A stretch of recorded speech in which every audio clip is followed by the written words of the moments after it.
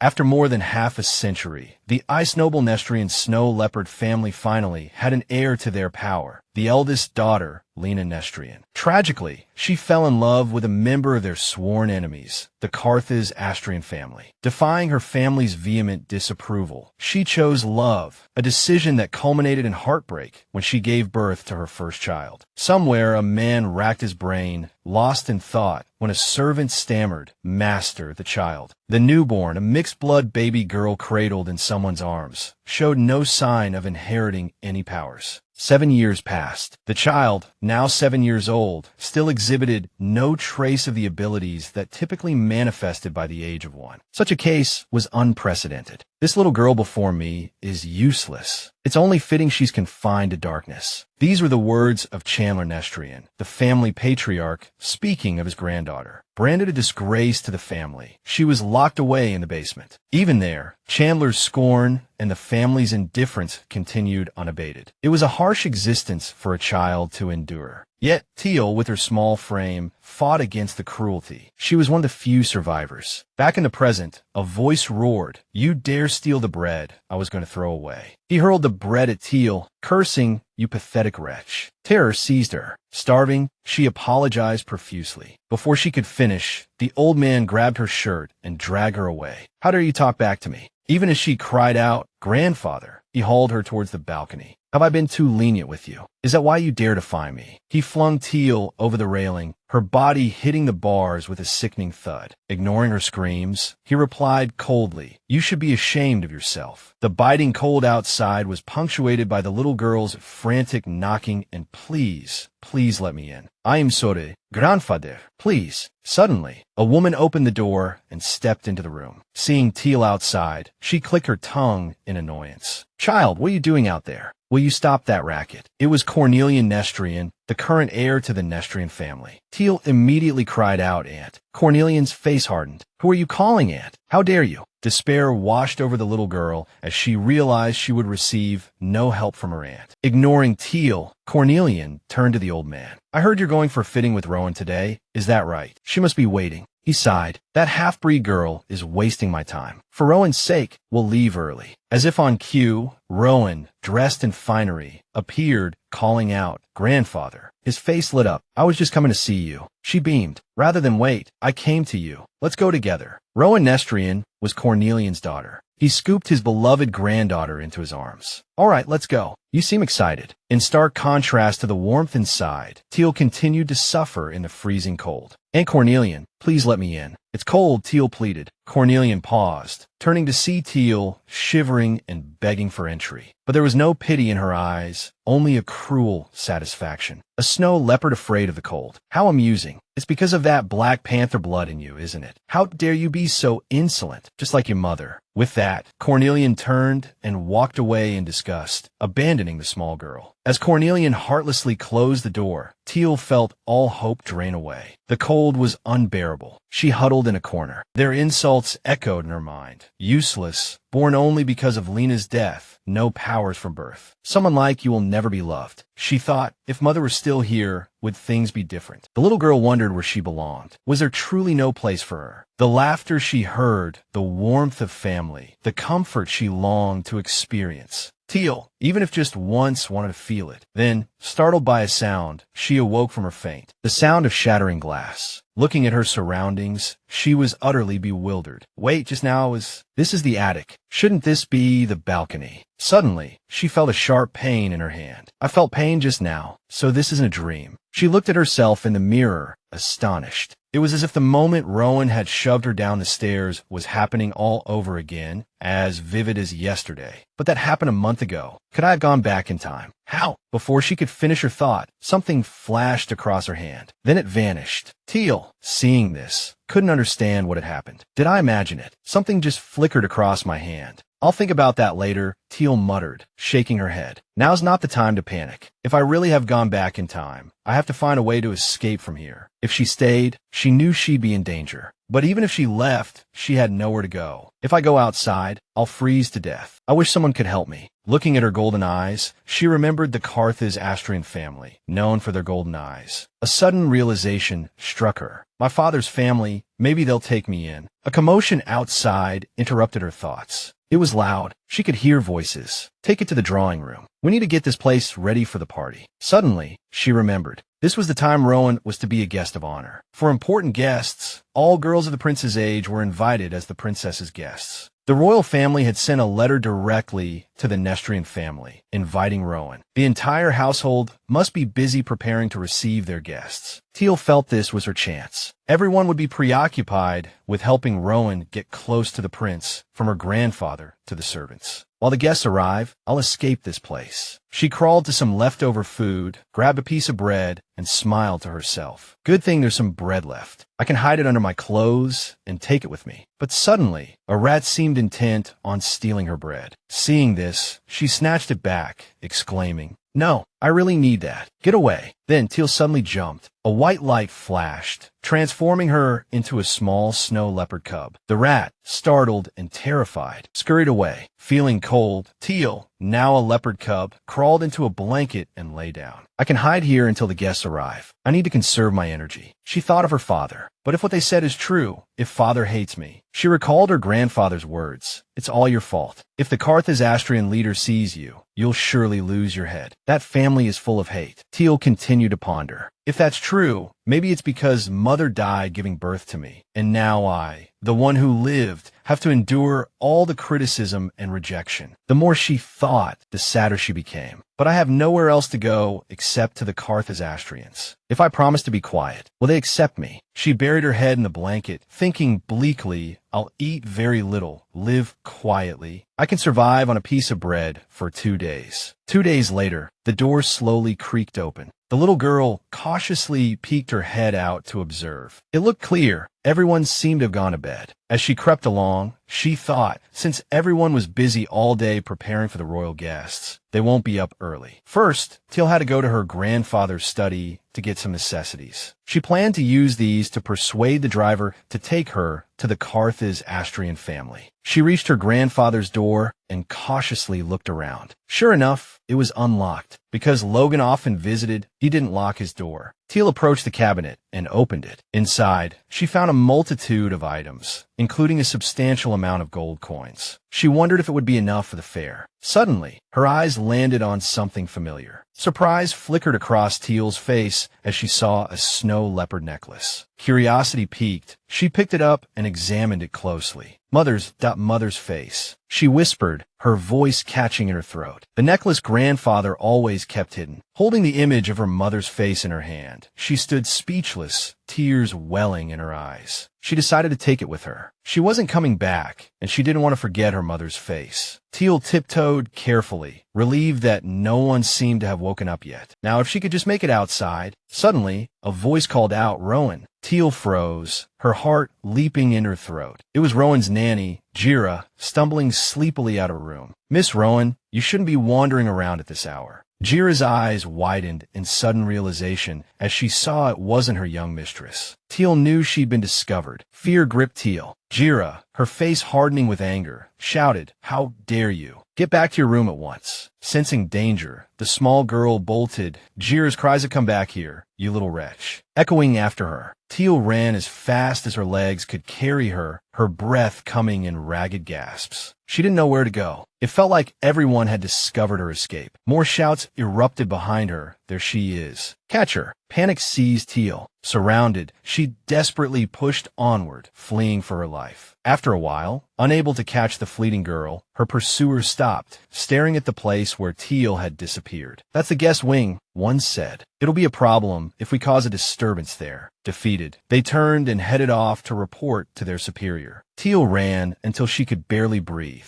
What am I going to do? She thought, her chest heaving. They almost caught me. I have to get away. Looking around at the unfamiliar surroundings, she realized, I've never been here before. I don't know where I am. She tried every door she could find, but they were all locked. What now? She whispered, fear creeping into her voice. I'm so scared. Suddenly, she sensed someone approaching. Anxiety tightening its grip, Thiel called out, is anyone there? Please. A hand reached out from behind, shoving her to the ground. A boy with golden hair stood before her, his expression stern. Well, he demanded, tears streaming down her face. Thiel pleaded, please help me. The boy studied her, a flicker of confusion in his eyes. Who is this child? He wondered. The Nestrians only have one daughter. He looked closer at the small figure before him. Yellow eyes, not blue. This child wasn't Rowan. Stop crying, he commanded. Now, tell me who you are, or I'll throw you out. His gaze sharp, he pressed her. Who are you? And what are you doing disturbing me at this hour? Thiel introduced herself, her voice trembling. I'm Thiel Nestrian of the Snow Leopards. I need to escape from here. A sudden noise from outside startled Thiel. The boy turned, a frown creasing his brow. Is someone coming? He murmured, suspecting that this child was being pursued. He made a quick decision. Follow me, he instructed. You know how to shift into your animal form, don't you? He led her to his room, where a magnificent bed dominated the space. Pointing under the bed, he told her to hide. Urged on by his tone, Thiel scrambled to obey. Seeing her struggling to fit completely underneath, Andrew sighed and gave her a gentle push on her backside, thinking to himself, so soft. Just then, someone entered the room, bowing low. My apologies for the intrusion, sir, the newcomer said. It was Cedric Yovano, aide to the Emperor. Andrus, feigning nonchalance, asked, what brings you here at this hour, Cedric? A maid has escaped from the main house, sir, Cedric replied. A maid, Andrus echoed. Cedric bowed again. Yes, sir, not one of the main staff, but we've been keeping an eye on her. Even so, she managed to slip away. Reports say she was seen running in this direction. Andrus considered Cedric's words. This child had white hair and looked like a snow leopard, yet they were searching for a maid. He sighed. I haven't seen anyone, he said. If they're that determined, they're welcome to search my room. Cedric, left with no other option, bowed. I'll report this to them. Please rest well, sir. After leaving, he thought to himself, I should have concealed my identity. But I've fallen into this predicament all because His Majesty is pressing me to find a wife. Outside, Cedric ordered 2 men to search for Thiel. Inside the room, the boy bent down towards the space beneath the bed, calling to the girl. They seem to be gone. You can come out now, he added, his curiosity piqued. Why were you running away? And why did they call you a maid? Thiel thought to herself, this boy is young, but he seems to hold a high position. Could it be that someone actually wants to help me? No, impossible.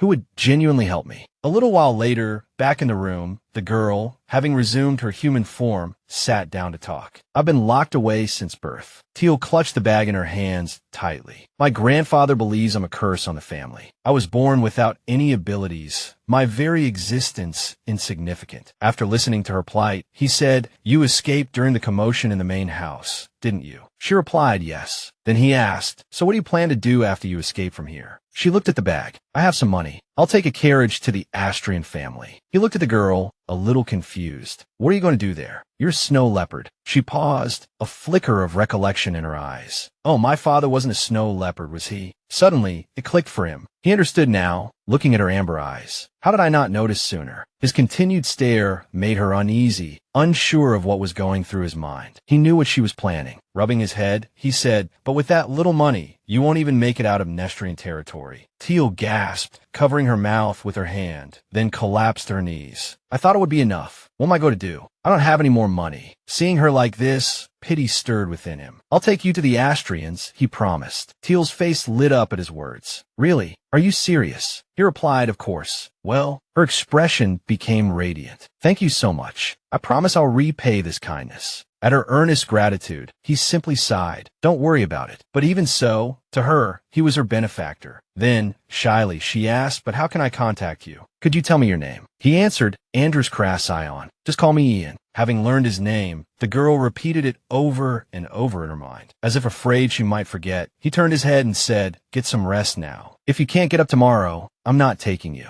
She startled. But what if someone comes while I'm sleeping? He reassured her. No one will come into this room. Are you scared? Then, Ian extended his hand. A circle appeared in his hand. Curiosity sparked in her eyes. What's that? A white circle. Andrus explained, this is my ability. It opens a space that only I can open. He reached into the portal, gesturing for her to shift back into her snow leopard form. Then climb in. She agreed and stepped through. He continued, "Don't worry, I can open and close it whenever I want. As long as I'm alive, you're safe." Thiel, still apprehensive, looked at the portal, thinking, either way, there's no other choice. This is better than being caught by the people in the mansion again. She shifted into her animal form, and he lifted her through the portal. "I'll bring you out as soon as it's safe." Once inside, the girl leaped to the ground. She looked around curiously. So this is the space inside. It's so dilapidated. Suddenly, she stepped on a teddy bear, her heart skipping a beat. It moved when I touched it. I have to be careful where I step. She thought, I can't make this place even more run down. After a moment, Thiel spotted a pink pillow. It shimmered, looking brand new. She wondered, is it safe to touch? Hesitantly, she nudged it with her nose. It didn't move. A wave of contentment washed over her. It's so soft and comfortable. Thiel settled down on the pillow, a purr rumbling in her chest. With a contented smile, she thought, it's so comfortable here. I wish Father could be this warm and kind. The next day, in the reception room, the brown-haired man, Cedric, announced, due to the long journey ahead, I must depart now. The old man, Lowen's grandfather, inquired, were your accommodations not to your liking? Did this place displease you in some way? Cedric expressed his gratitude for the hospitality. I was very comfortable, and the dinner was superb. He thought to himself, he hasn't mentioned Lowen at all, not even a perfunctory inquiry. He felt that everything had been ruined because of Thiel. Why is that little wretch still quiet as a mouse? Lowen's grandfather continued, well then, before you go, could you perhaps meet Lowen? Before he could finish his sentence, Cedric swiftly declined. No, thank you, sir. Cedric abruptly stood. Due to the long journey, I must depart now. Farewell. Should you ever visit the capital, you will be most welcome. Lowen's grandfather, surprised and bewildered, could only stare. Then, before he could utter another word, Lowen entered, radiating cheerfulness. Grandfather. Seeing her, Cedric panicked, gesturing frantically. Wait, don't come any closer. But she, misunderstanding, asked, has the guest not left yet? Lowen's eyes sparkled with excitement. Does that mean they've recognized Lowen's potential? Cedric, frozen in place, managed a polite, it was a pleasure meeting you. May all blessings be upon you. At this, Lowen's grandfather's face darkened, his jaw clenching. It's clear they intend to reject the child. There's no indication they'll even entertain her as a guest. Contrasting his dismay, Lowen continued, oblivious. When shall we meet again? When will you return to this estate? Her grandfather's face paled. Lowen stopped. He hissed. Then, turning to Cedric with a sweet smile, she asked, oh, grandfather, I wish to see the capital too. Might I visit there as a guest? Behind them, Andrus watched the scene unfold, his gaze fixed on Lowen.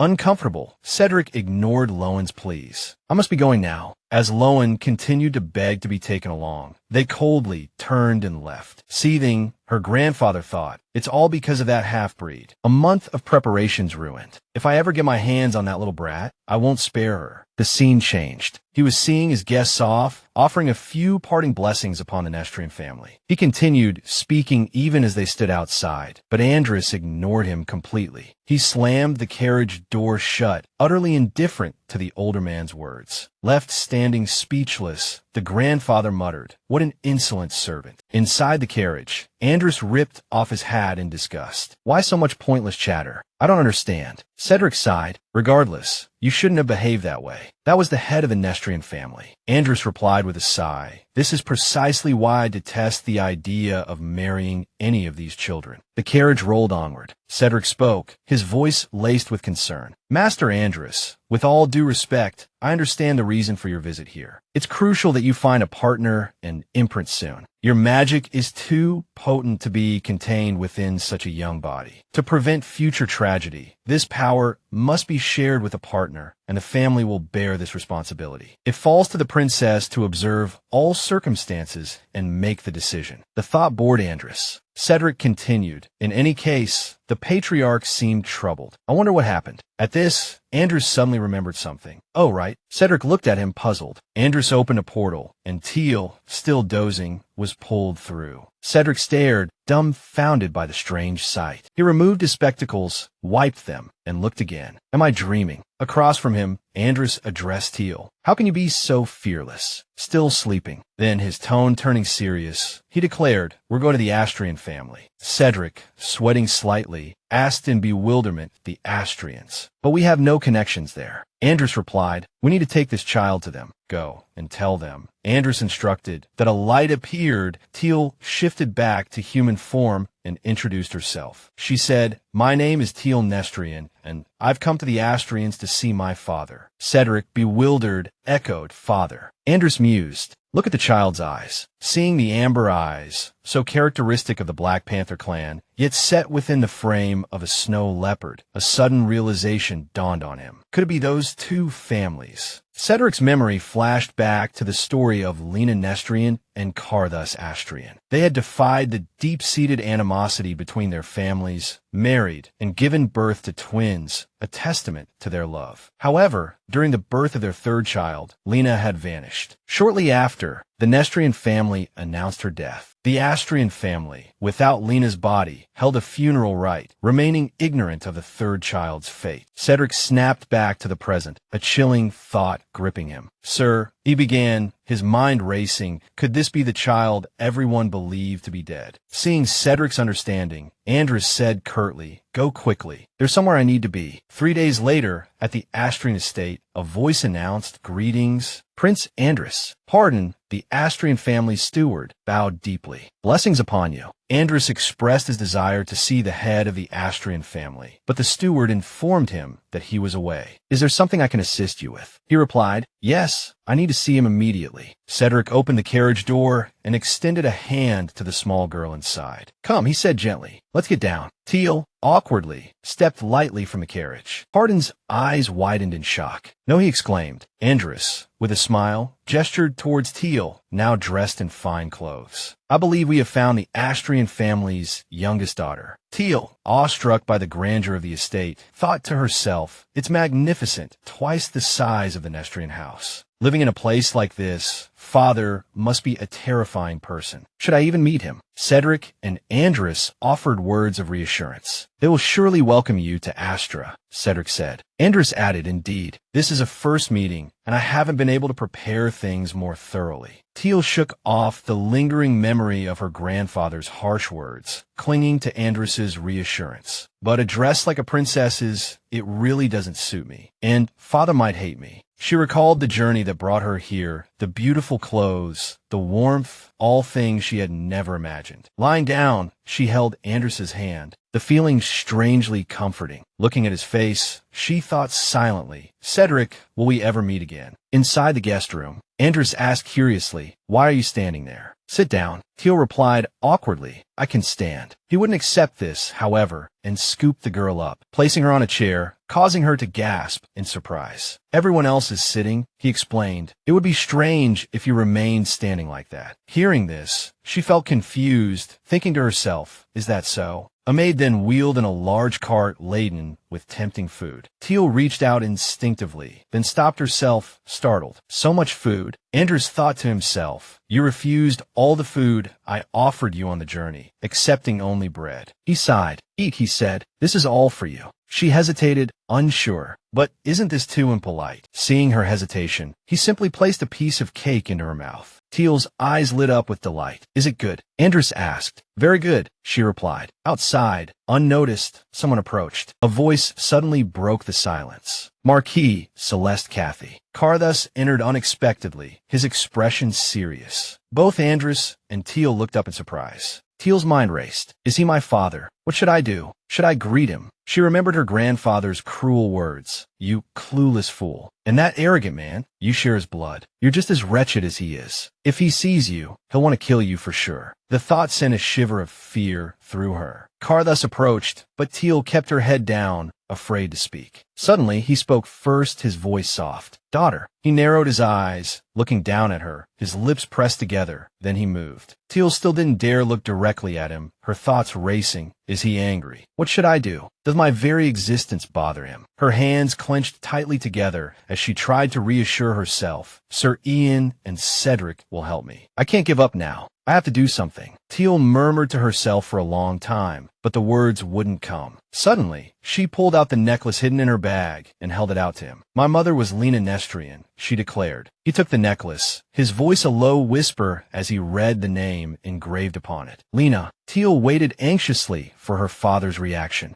Suddenly, she clasped her hands together in supplication. "Please, let me stay," she begged. With Sir Ian and Cedric as her silent witnesses, she continued, "I won't eat much. I can sleep in the basement or the laundry room. I'll be quiet and out of the way, so I just want to stay here." Tears streamed down Thiel's face, her small body trembling as her voice faded to a whisper. He froze at her words, his mind reeling. The laundry room, the basement, what is this? How dare they treat such a small child this way? The thought ignited a furious fire within him. Unacceptable. He reached out a hand, wanting to touch the girl, but Thiel flinched, squeezing her eyes shut in fear. Surprised by her reaction, his eyes widened. He retracted his hand, wanting to calm the frightened child. "Your name is Thiel, isn't it?" he said. "I have guests to attend to. Can you wait for a little while?" He turned and addressed a servant. "This child seems quite afraid. Take her to a guest room and see that she's made comfortable. Bring her something warm to eat." The servant bowed their head. "Yes, Marquis." The servant then turned to Thiel, offering a gentle hand. "Come with me." "Yes," Thiel replied softly. Before leaving, she stole another glance at her father. He remained silent and motionless. Alone in the spacious room, the word echoed silently in Thiel's heart. "Father." She sat at the table, lost in thought. "He didn't say I could stay. I haven't been given permission. What am I going to do?" Worry gnawed at her. She had no idea where she would go. She thought of the gold coins. This isn't enough to hire a carriage. Can I survive out there on my own? I suppose I could sell this dress. She looked down at the beautiful yellow outfit, but it was the first gift I received from Cedric. A servant entered with a tray of refreshments, but startled at the sight of Thiel, who had begun to weep silently. The servant stammered, unsure of what had happened. Approaching Thiel, the servant asked, "Thiel, what's wrong? Should I inform Lord Carthus?" Thiel shook her head, sobbing. "No." The servant tried to comfort her. "Something nice to eat will make you feel better." As they spoke, "Take your time and rest." Thiel didn't reply, but thought to herself, "If I'm sent away, I don't know when I'll ever have such delicious food again." She reached for the food on the table, calculating how much she could eat to stave off hunger for at least 2 days. "I need to eat as much as I can." Meanwhile, back in the drawing room, Carthus spoke. "I understand." The child ran away. Cedric continued. She was living in deplorable conditions, suffering from all sorts of deprivations. She said she had to get to Asterion to find her father.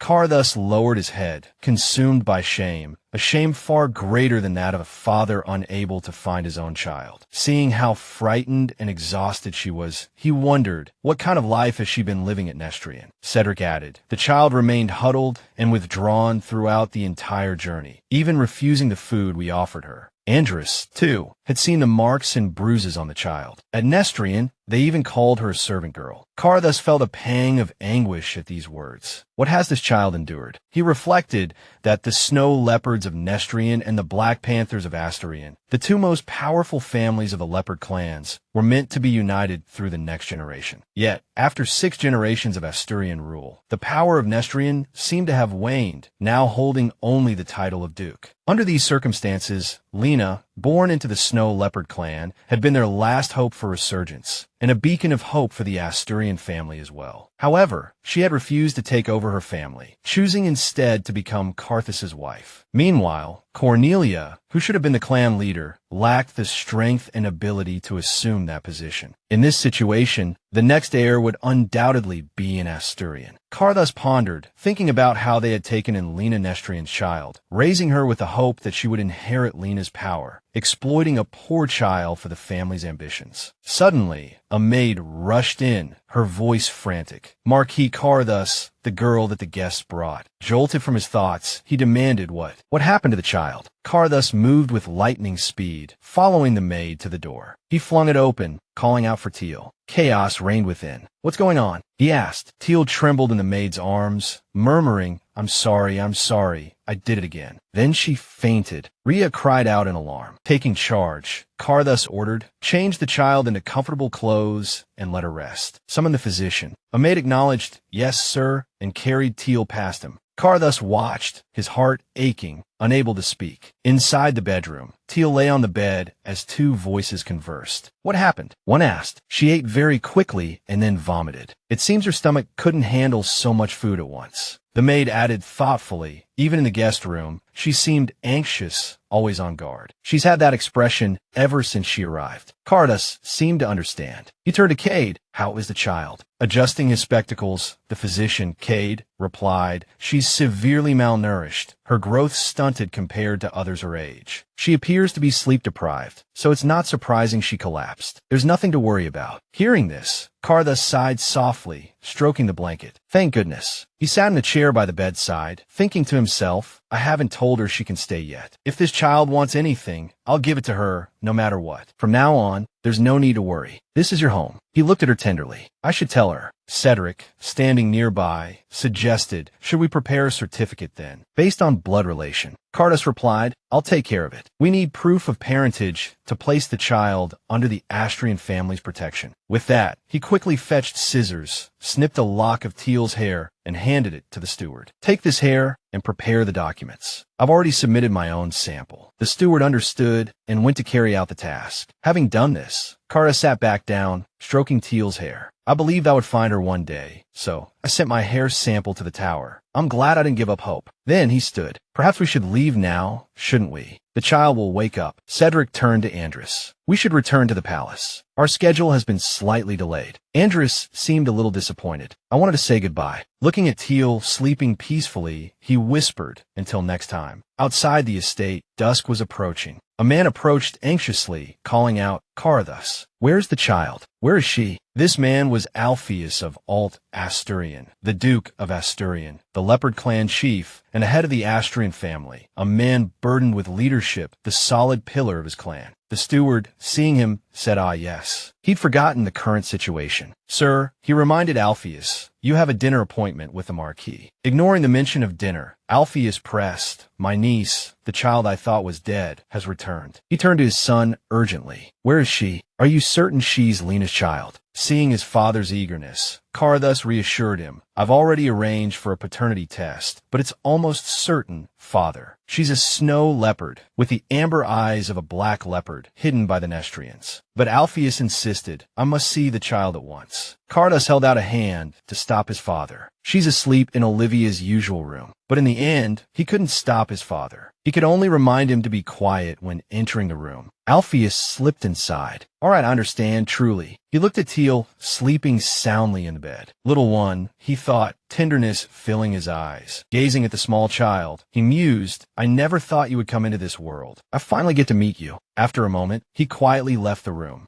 He looked at his son with sadness. So what happened? Why did the Nestrians hide the child, keeping her existence a secret from us? Cardas, arms crossed, replied, because she is Lena's child. They didn't want to lose her. It seems she suffered quite a bit before the prince found her. In Thiel's dreams, the curses echoed relentlessly. Useless thing, this grace of Nestria. So old, and still no powers manifested. This child is cursed, born after killing her mother. A small figure struggled to break free from large hands. I'm sorry.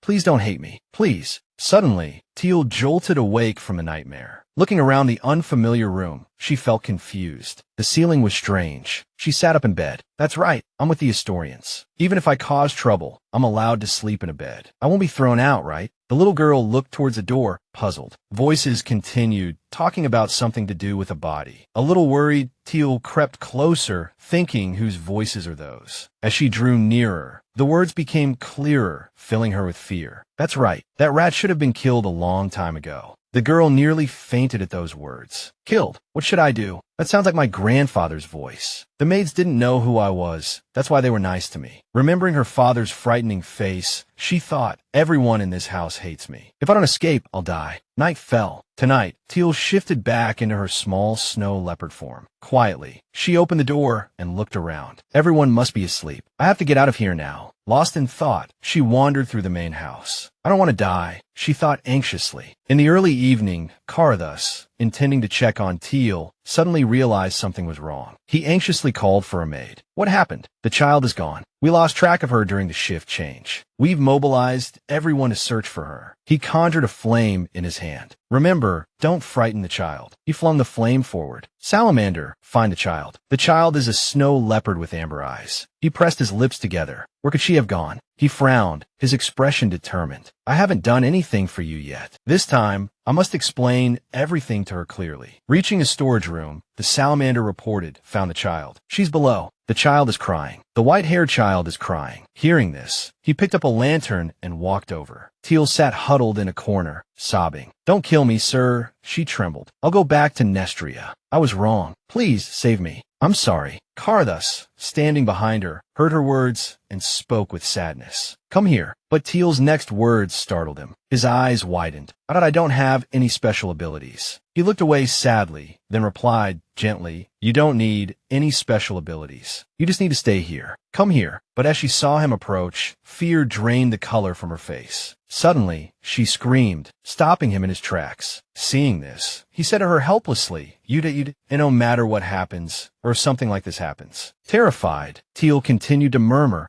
Please don't kill me. But in her hands, something golden and shimmering bloomed, engulfing them both in light. Karthus, witnessing this, was astonished. This is... Thiel, exhausted, fainted. He cried out in alarm, Thiel. The next morning, Thiel opened her eyes to the sound of Karthus's voice. Daughter. He greeted her happily. You're awake. Thiel, seeing her father at her bedside, was afraid. Why is father next to me? She thought. Shouldn't he hate me? She remembered that night, the warmth of a voice, almost like her father's. Was it a dream? The voice that brought her here. Seeing her stir, he sat down and soothed her. I apologize for waking you, but I'll do my best to make you feel better and get plenty of rest. Then, he gestured to the man beside him. This is Cade, the Asturian physiotherapist, who will be in charge of your health from now on. The man bowed respectfully. Greetings, princess. Please call me Cade. Thiel sat up, startled. Physiotherapy? But why a physiotherapist? She remembered back in her old home. The family physiotherapist's private treatments were reserved solely for family members. Even when she'd injured her forehead, they hadn't so much as offered a cloth to wipe the wound. Turning to Karthus and the physiotherapist beside him, Thiel said, I'm not an Asturian, but you're having them look after me. Really? He simply asked gently, Daughter, what color are your eyes? Confused, Thiel nevertheless answered, Amber. Karthus began to explain, that is proof that you are my daughter, a member of the Asturian family. As long as you possess those eyes, there is nowhere you cannot be. Thiel, in her innocence, still didn't understand. So, does that mean I can stay here? He smiled warmly, extending a hand towards her. Yes, you no longer need to starve yourself for anything. You no longer need to live as if you have nothing. No more sleeping in basements or laundry rooms. There's nothing to worry about. You can live here in peace. Tears welled in her eyes, her hands flying to her face in a mixture of relief and disbelief. She offered a choked thank you to her father. Karthus smiled at the physiotherapist. Well then, you must be tired. I'll conclude the treatment now, Cade. Yes, sir, Cade replied. At breakfast, Thiel spooned food in her mouth, her thoughts racing. But I clearly heard I had to die. That voice, it sounded like grandfather's. I'm so worried, but father said I could stay. Can I really? Suddenly, Rhea bustled in, beaming, pushing a trolley. Miss, you simply must try this. It's a pudding specially made by the chef. The maid brought the plate closer to Thiel, who couldn't help but recall the flurry of activity in the kitchen. Everyone striving to fulfill the order for something delicious and palatable for the master.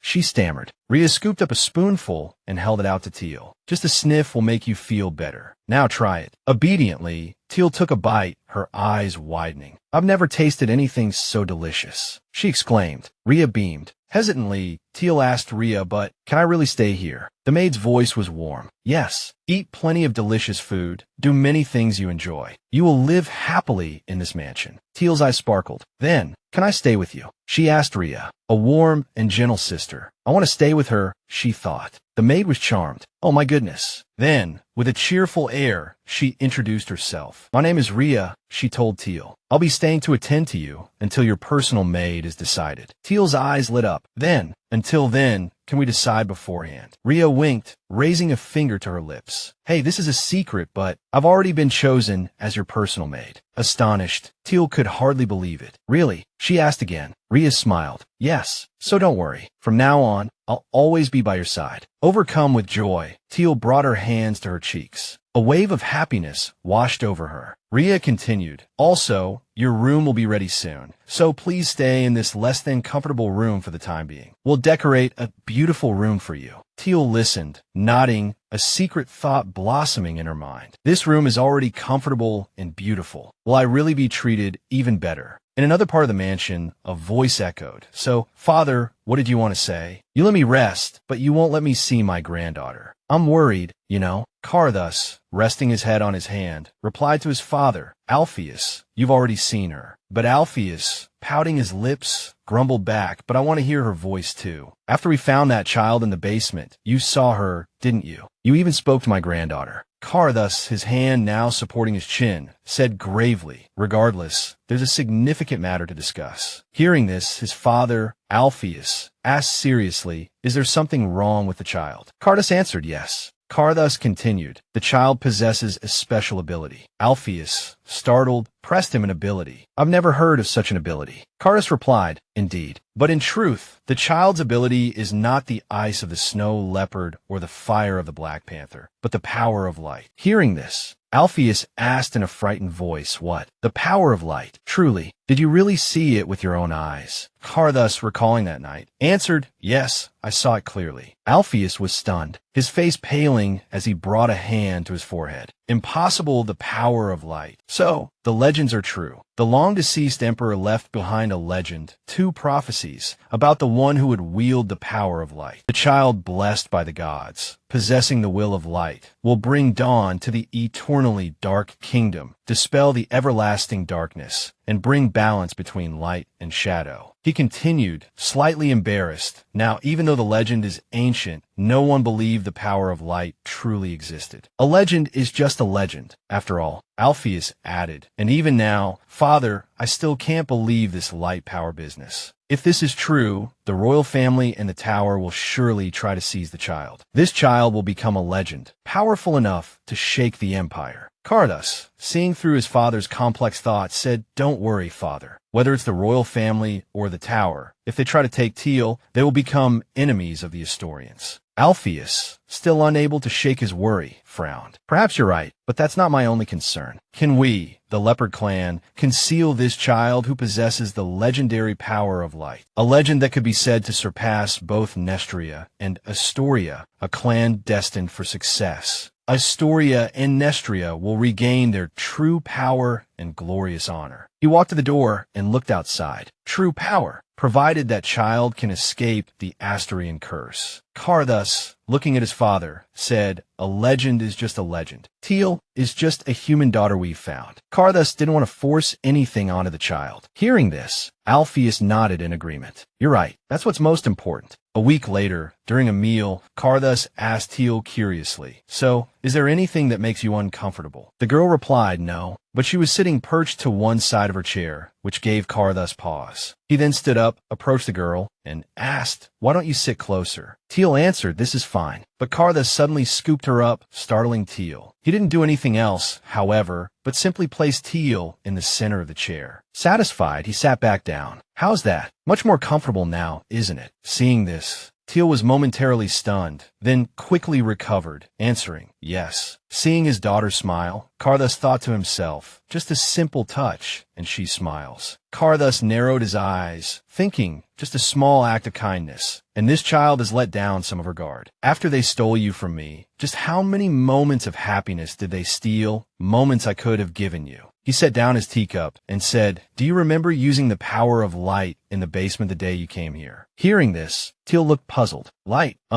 Yes, that's right. Seeing that the girl still seemed unsure, Carthus explained, that's your power. As soon as he finished speaking, Thiel gasped, my power. Carthus said, that's right. A very special power. A power that can bring light to the darkest places. A power to dispel the darkness of the world. You are the one chosen to be the future queen. Hearing this, Thiel responded anxiously.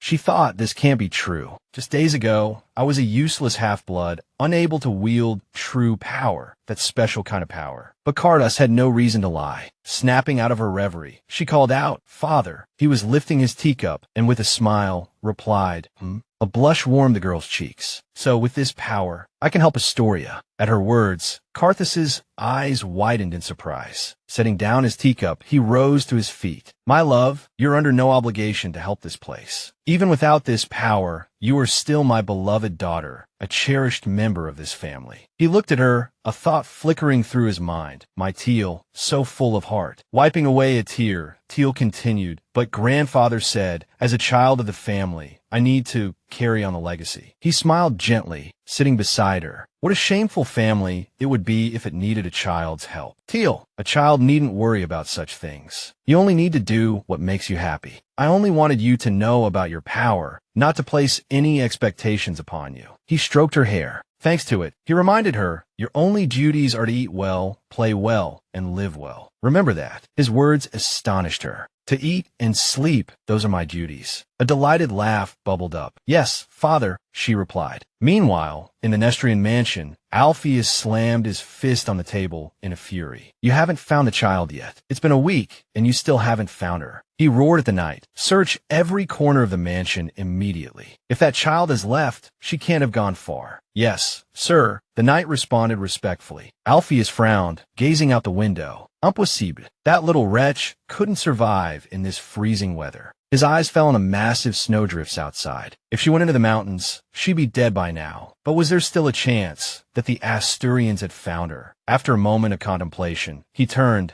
muttering under his breath with feigned helplessness, vanished just like her mother. Troublesome lot. He paused abruptly, then looked back outside, his voice cold. If she dared to run off and die somewhere, so be it. He turned to the steward beside him. Tell the knights to at least find her body. Yes, sir, the steward replied. Still gazing out the window, he continued, and if she's still alive, kill her. Somewhere else. Elsewhere, a scene of lavish luxury unfolded. Thiel, now changed into a new dress with her hair styled in two adorable buns, gasped as she took in her surroundings. This is my room. It was bright and beautiful, twice the size of her room back in Lowen. Turning to the steward, she asked, isn't this too much for me? I don't need such a fine room. The steward smiled gently, explaining, my lady, there is nothing in this mansion that you are not worthy of. You are one of its owners. If you require anything at all, please do not hesitate to ask. Thiel thought, bewildered. I'm an owner of this mansion. The steward gestured. Furthermore, Master Carthus and the Lord of the Manor have prepared gifts for you. The Lord of the Manor took great care in preparing this room. Confused, she asked, the Lord of the Manor. You mean, your grandfather, Master Alpheus, the steward replied. At the mention of that name, Thiel flinched, her face paling as she recalled the voice she had heard. A worried expression clouded her features. Does the Lord of the Manor hate me? The steward, sensing Thiel's apprehension, turned to her with a reassuring smile. Of course not. He cares for you deeply as well. It seems she's endured a great deal of trauma, he thought to himself. Seeing Thiel's fear, he offered comfort. He usually keeps to himself within the manor, but you will see him once his work is finished. Despite the steward's words, Thiel remained uneasy. Is it really all right? That voice, it was my grandfather. I'm so scared. A few days later, a hand grasped the doorknob, and the door opened. It was Alpheus. He gestured for Thiel, who stood just outside, to enter. Granddaughter, Alpheus began, a smile gracing his lips as he extended a hand. I heard from Carthus that you thought I hated you. I called you here to clear up any misunderstandings. But suddenly, Thiel hesitated, fear holding her back from taking his offered hand. Alpheus, puzzled, inquired what's wrong. The girl stammered, her voice barely a whisper.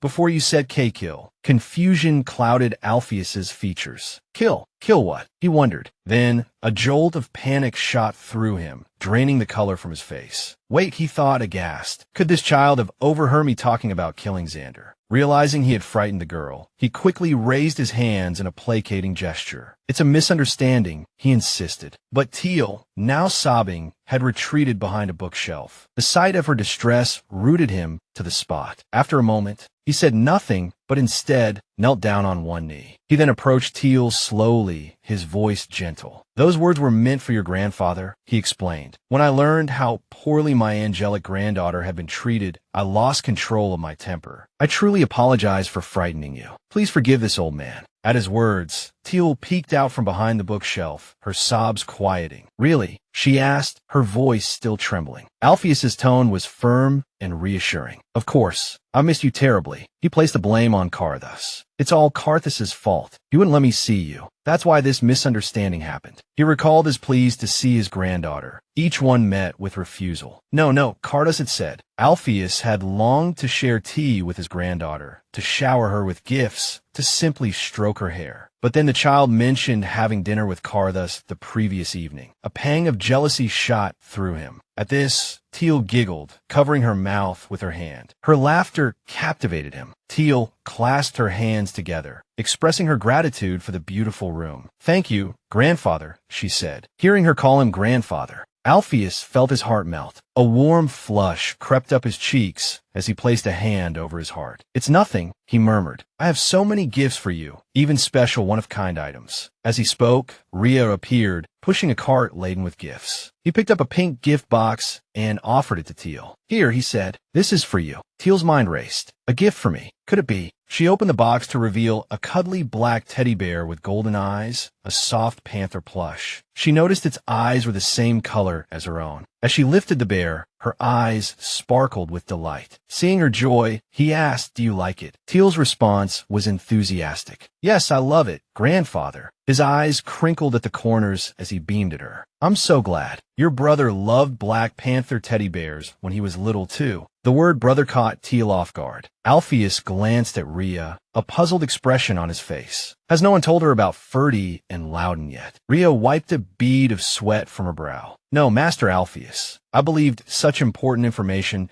should come from the Lord of the Manor himself." Upon hearing this, he addressed Thiel, mentioning a family photo. "So, you'll be meeting them soon. You have 2 older brothers. They've already packed their things and are rushing back from the academy after hearing about you." Thiel looked down at the teddy bear in her hands, a thought forming in her mind. Brothers, if they are my brothers? The thought of her 2 unseen brothers weighed heavily on Thiel. "Mother died for me. Father and grandfather can understand because they are adults. But my brothers, they must miss mother terribly, the same way I miss father." Noticing Thiel's downcast expression, Alpheus inquired, "What's wrong?" He seemed to understand the source of her sadness. "Oh dear," he said, his voice laced with concern. "You look tired. I'll have all the gifts brought to your room. You should rest. If you need anything at all, just let me know." Rhea then approached Thiel. "Miss," she said, "allow me to show you the way." Thiel reached out and took Rhea's hand, turning to bid her grandfather farewell. "Thank you, grandfather." Hearing this, Alpheus closed his eyes, a contented smile gracing his lips. "Yes," he thought, "I am your grandfather." Glancing out the window at the darkening sky, Karthus addressed his father. "What do you intend to do about the Nestrians?" Alpheus frowned. "I'll send them a letter. If we don't follow protocol, they might try to take the child again. That child said she would help the family. What kind of thought is that for a 7-year-old? Just how much did Karthus torment and abuse her?" Alpheus's fist clenched in a fury. "I regret not finding her sooner." The old man sitting beside him suddenly made up his mind. "Though she's young, she's still Lena's child. We can't fault them for hiding her, but, Father, we can make them pay in other ways. It's time for the Nestrians to face retribution." Meanwhile, back at the Nestrian mansion, snow fell heavily. Karthus, upon learning that the trade routes had been cut off, collapsed to the floor. Rhea, the steward, held out a document. "Yes, and they also said they will stop supplying necessities here." Karthus ground his teeth in frustration. How could they? If the Asturians have blocked the trade routes, then the export routes must be cut off as well. He thought to himself, because Nestrian is so remote, we can only connect with other regions through Astoria. If the export routes are blocked, we can only export minerals by sea. Besides, aren't the necessities provided by the Leopard family? Astoria sends more than we need, and I've been using them to maintain the family finances. Do they expect me to return everything after blocking the import and export routes? What has Alpheus discovered? Suddenly, Rhea handed him a black letter. Perhaps it's because of this. Karthus asked, puzzled, "What is this?" He opened the letter, read it, and froze. The letter read, "It appears that Nestrian's eligibility to raise the child has been reassessed. From now on, we will be responsible for Thiel." Staring at the letter, Karthus was stunned. Thiel is with the Asturians. But it takes 3 days to get there. How did she? Suddenly, his eyes widened, recalling, wait, the image of Thiel running towards the reception area. Then he remembered the carriage. Unbelievable, he thought. His face darkened. He clutched the letter, unable to believe it. Thiel boarded the royal carriage. Could there be such a possibility? He gripped the letter tighter, He remembered Thiel and Cedric together. What did the prince say? So they must have both gone to Astoria. If this news reaches the emperor. At this thought, he flew into a rage, roaring at Rhea. Damn it. How could you be so careless? Rhea could only lower his head. I apologize. Karthus pointed at him furiously. Go find Zira. Punish whoever is responsible for this. Those indirectly responsible for her escape, punish them all. Suddenly, Lowen appeared at the doorway. The young girl clutched his shoulder, pleading, no, don't. What do you mean? Dismiss Zira.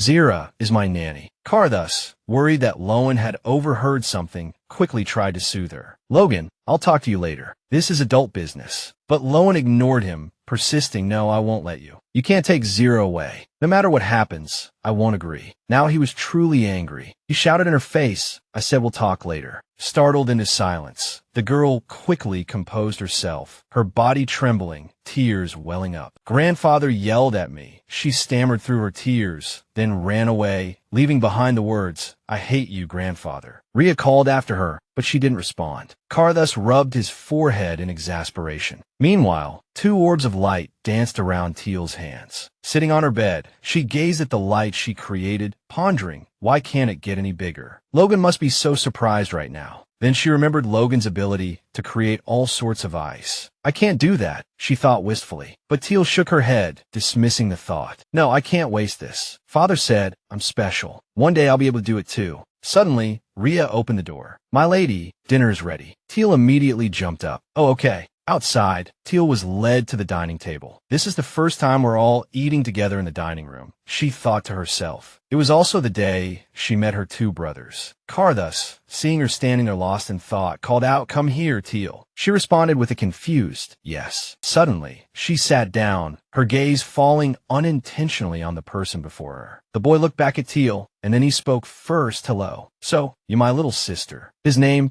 was Ferdy Astrian. She stammered, hello, my name is Thiel. I'm 7 years old. Suddenly, another person, resting his chin in his hand, said, she's so small. This was Rudy, an Asturian. Arms crossed, he continued, is she really my sister? Hearing this, Thiel panicked. Seeing her like this, Ferdy admonished Rudy, watch your words. That's rude. But it's really strange, a snow leopard with a black leopard's eyes. Usually, even with mixed breeds, they only resemble one parent. Rudy continued to tease, amber eyes and silver hair, you're really strange. Those words reminded Thiel of past criticisms. Half-breed, how can you show your face with those dreadful eyes? It made her sad and discouraged, thinking to herself, oh, right, my existence. Seeing this, Karthus interrupted Rudy, stop with the nonsense. You're scaring her. Karthus, their father, frowned. Your sister is shy. Behave yourself. Rudy awkwardly explained, I was just... Ferdy, on the other hand, obediently said, yes, father. Then Ferdy turned to his younger brother, Rudy. Stop being useless, Rudy. Hearing this, Rudy angrily yelled his brother's name, Ferdy, but only received the reply, enough. Let's eat. Afterward, Ferdy cheerfully introduced himself. Thiel, it's a pleasure to meet you. I'm Ferdy, and this is Rudy. We're twins. He smiled warmly at Thiel. I'm so happy to have such a cute little sister. I've always envied my friends who had siblings to spend holidays with. I hope we can become closer. Hearing this, Thiel happily replied, yes, please take care of me. Karthus, having overheard the conversation, said, I've already informed the academy, so you can spend some time together and get to know each other. Thiel replied happily, yes. Rudy, chewing his food, thought unhappily, this is unbelievable. After the meal, Rudy asked Ferdy, didn't you say having siblings was annoying? Hearing this, Ferdy glanced at his brother and replied, only ones like you are annoying. Rudy trailed behind, grumbling, why am I the younger brother when we have the same birthday? Ferdy's silence irritated Rudy. Hey, are you ignoring me? You. Suddenly, Ferdy turned around and smiled. Regardless, she's our little sister. Don't be angry. Be friends with her. Hearing this, Rudy pouted, slightly disgruntled. Even if you didn't say it, I'd treat her well. You. Otherwise, Ferdy reasoned internally. The youngest child of the Astrian family, a child accepted after a bloodline verification, possessing a peculiar appearance. A snow leopard with black leopard eyes. Is this someone's arrangement? Such a weak and pitiful appearance. He thought further, why hasn't anyone questioned this? Father and grandfather seem to be enjoying all of this, acting as if it's a game. And that child's light power. Orpheo's curse is passed down through every generation of black leopards. That madness that comes from losing control of one's power, or worse, driving one insane. It said she was born with that madness, and they say this child can lift the curse with the power of light, huh? Thinking about this, Ferdy smiled again. Impossible. He recalled the child's smile during the meal. Everyone is fooled by that weak and harmless appearance. How foolish. That child has become a member of the Astrian family. Ferdy walked resolutely ahead. Further scheming. I cannot accept this. In the flower garden, Thiel sat, Rudy's harsh words echoing in her mind. Grandfather's unique spinning top made for Rhea. Rhea, carrying food, approached and,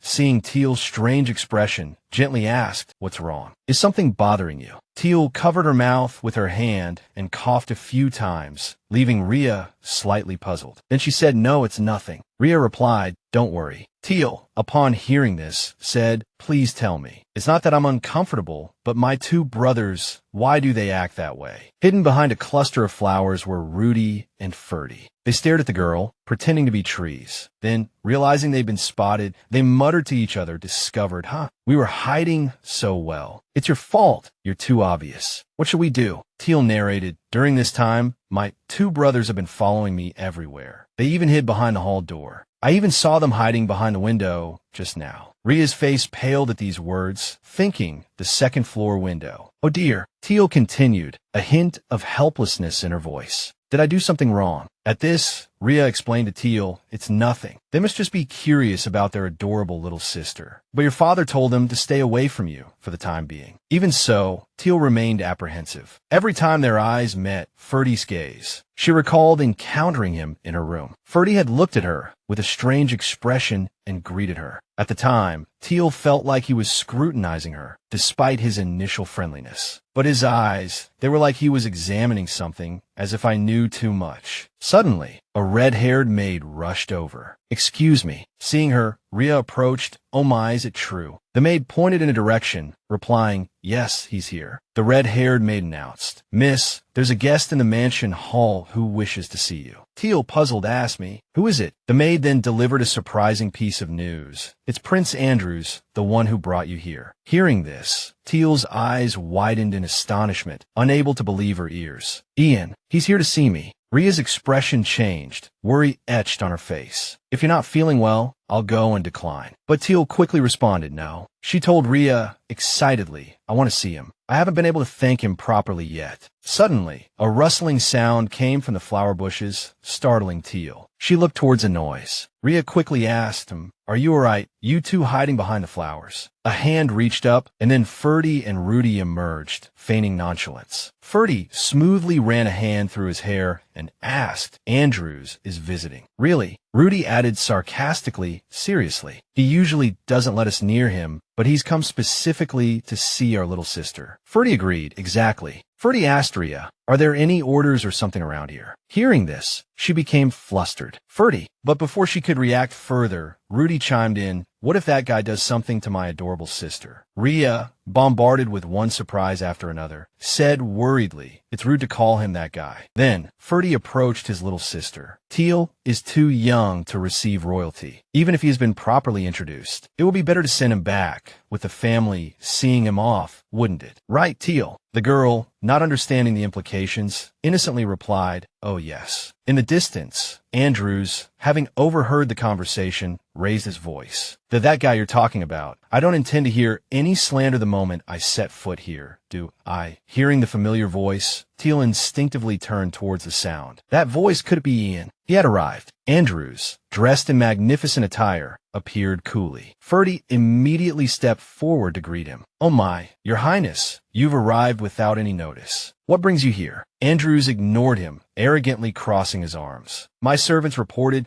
that it seems no one was informed, correct?" The maids behind him lowered their heads in fear. Rudy raised his hand. "Ian, my sister is very shy. That's why we haven't been able to talk properly." Ferdy added, "Indeed. Thank you very much for bringing our sister back, but your arrival is so sudden. Thiel needs time to adjust, right?" Hearing this, Andrew sighed and then said, "Who was it that brought back the Asturian's missing little sister? the one everyone thought was dead.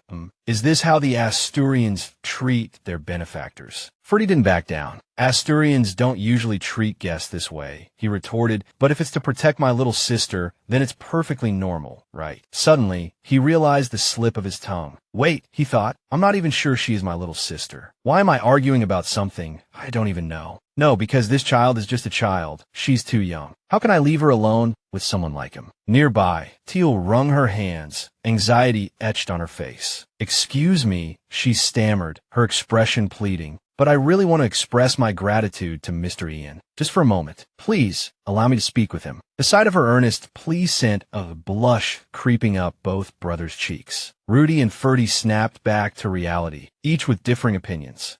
If it's just for a little while. Ferdy conceded. Even so, being alone with him is still dangerous. Ian is twice her size. Ian, arms crossed, watched the scene unfold with growing irritation. Are you too afraid I'll do something to her? Ichem. I just came to deliver a gift, and I'm being treated like some unwanted intruder. Sensing the situation escalating, Thiel tugged on Ferdy's sleeve. Could you accompany me? She suggested. The touch sent a fresh wave of heat to Ferdy's cheeks. Me? He mumbled. Seeing himself being left out, Rudy interjected, Thiel, what about me? Thiel, ever the diplomat, replied, then both of you, Rudy and Ferdy, come with me. Ferdy beamed, which only served to irritate Rudy further. Thiel, Rudy's busy. Let me go with you. That's settled. The bickering flared up again. What? I have work. Rudy scoffed. Are you talking about that school assignment you haven't finished? Judging by your face, I'd say it's past the deadline. Liar. Rudy yelled, indignant. Ferdy turned away, a triumphant grin on his face. All right, let's go, Thiel. Watch your step. Ian watched the whole exchange with open amusement. Without further thought, Thiel stood. Yes, brother, she replied. Ferdy returned her smile, his thoughts a whirlwind. All right, I'll keep an eye on this child. I won't trust her as easily as the others. Left behind, Rudy could only fume, powerless to do anything. That brother of mine is definitely. He watched Ferdy and Thiel walk away, a strange pang of discomfort in his chest. How'd I get persuaded by this kid? Why do I suddenly find her so endearing? In the reception room, Andrews addressed Thiel. Your complexion has noticeably improved. You also look a bit fuller than when you first arrived. Seated between her two brothers, Thiel replied, yes, everyone at the Asturian estate has been very kind to me. Andrews looked relieved. I'm glad you're healthy. He'd been slightly worried, as they hadn't had a chance to speak properly since her arrival. With a snap of his fingers, he announced,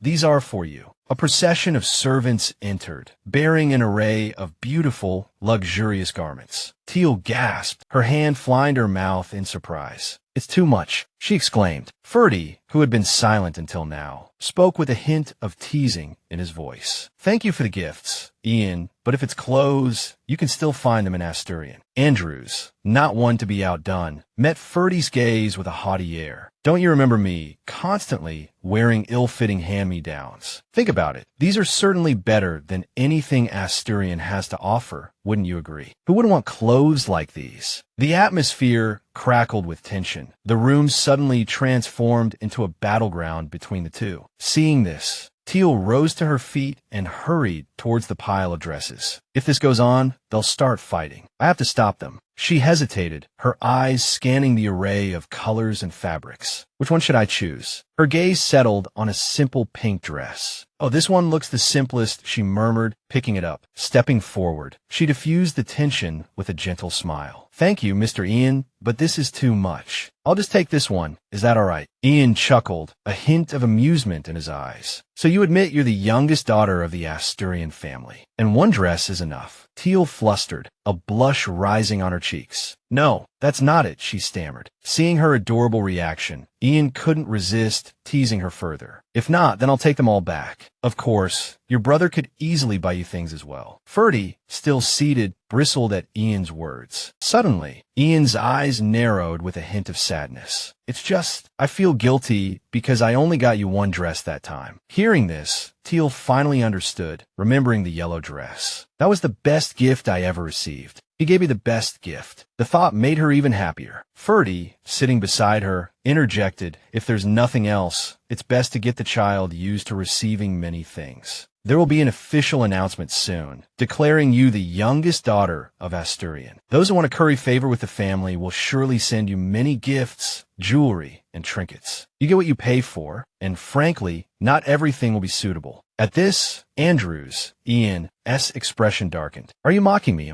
These aren't royal gifts, but gifts I specifically prepared for you. Ferdy retorted calmly. I'm not mocking you. If these are the prince's personal gifts, then I'm a little disappointed. With that, the two were instantly back to their bristling animosity, fists clenched, glaring at each other. Thiel could only stand there helplessly, trembling slightly. Stop fighting, she whispered. Seeing the impasse, Ian grabbed Thiel's skirt, pulling her to his side. I'm taking her away. He couldn't let this dreadful brother influence her. Hearing this, Ferdy rose to his feet in a fury. Are you claiming her as the youngest child of all Asturian? Prince Ian responded with a sardonic laugh. The test results aren't even out yet. Thiel's breath hitched. Hurt and disheartened, she thought to herself, yes, I'm father's daughter, an Asturian, but what if the results say I'm not? Ian, realized he'd spoken carelessly. Seeing her tremble, he bent down and asked gently, Thiel, what are you worried about? Then, he reassured her, don't worry. Even if the results aren't as expected, I'll still take you back to the palace. You're so adorable. Ferdy was furious at this display, while Thiel was flustered by Ian's desire to take her. He couldn't let things continue this way. Pulling Thiel aside, he spoke with a tone of finality. That won't happen, so don't worry. You know amber eyes are a characteristic of the Black Panther clan. He added some sweet nothings kindly. Thiel, if anyone tries to entice you, you can refuse. Confused, she asked, but Mr. Ian is a guest here. He immediately placed a hand on Thiel's shoulder, reminding her, it doesn't matter who it is. Anyone outside the family, refuse them all. Remember that. Embarrassed, she replied, yes. Suddenly, he pushed Thiel forward. Now you say it. Still not understanding, Thiel looked from left to right, owl-eyed with confusion. No, she replied. Ferdy prompted again. You need to be firm. Watching this, Ian ran a hand through his hair in boredom, his heart heavy. He then turned. I'll leave now, so don't treat me like an unwelcome guest. Enough. Sometimes you seem to forget your own standing. Ferdy replied with a smirk, and what am I? I'm well aware I'm from Asturian. Seeing Ian leave just like that, Thiel chased after him, calling out, wait. Mr. Ian. Thiel looked at him expectantly. Will you come again? A slight pang of sadness hit her. I want to see you more, she thought. Hearing this, Ian gently kissed Thiel's hand, saying sweetly, next time, I'll visit when your brother isn't home. Wait for me.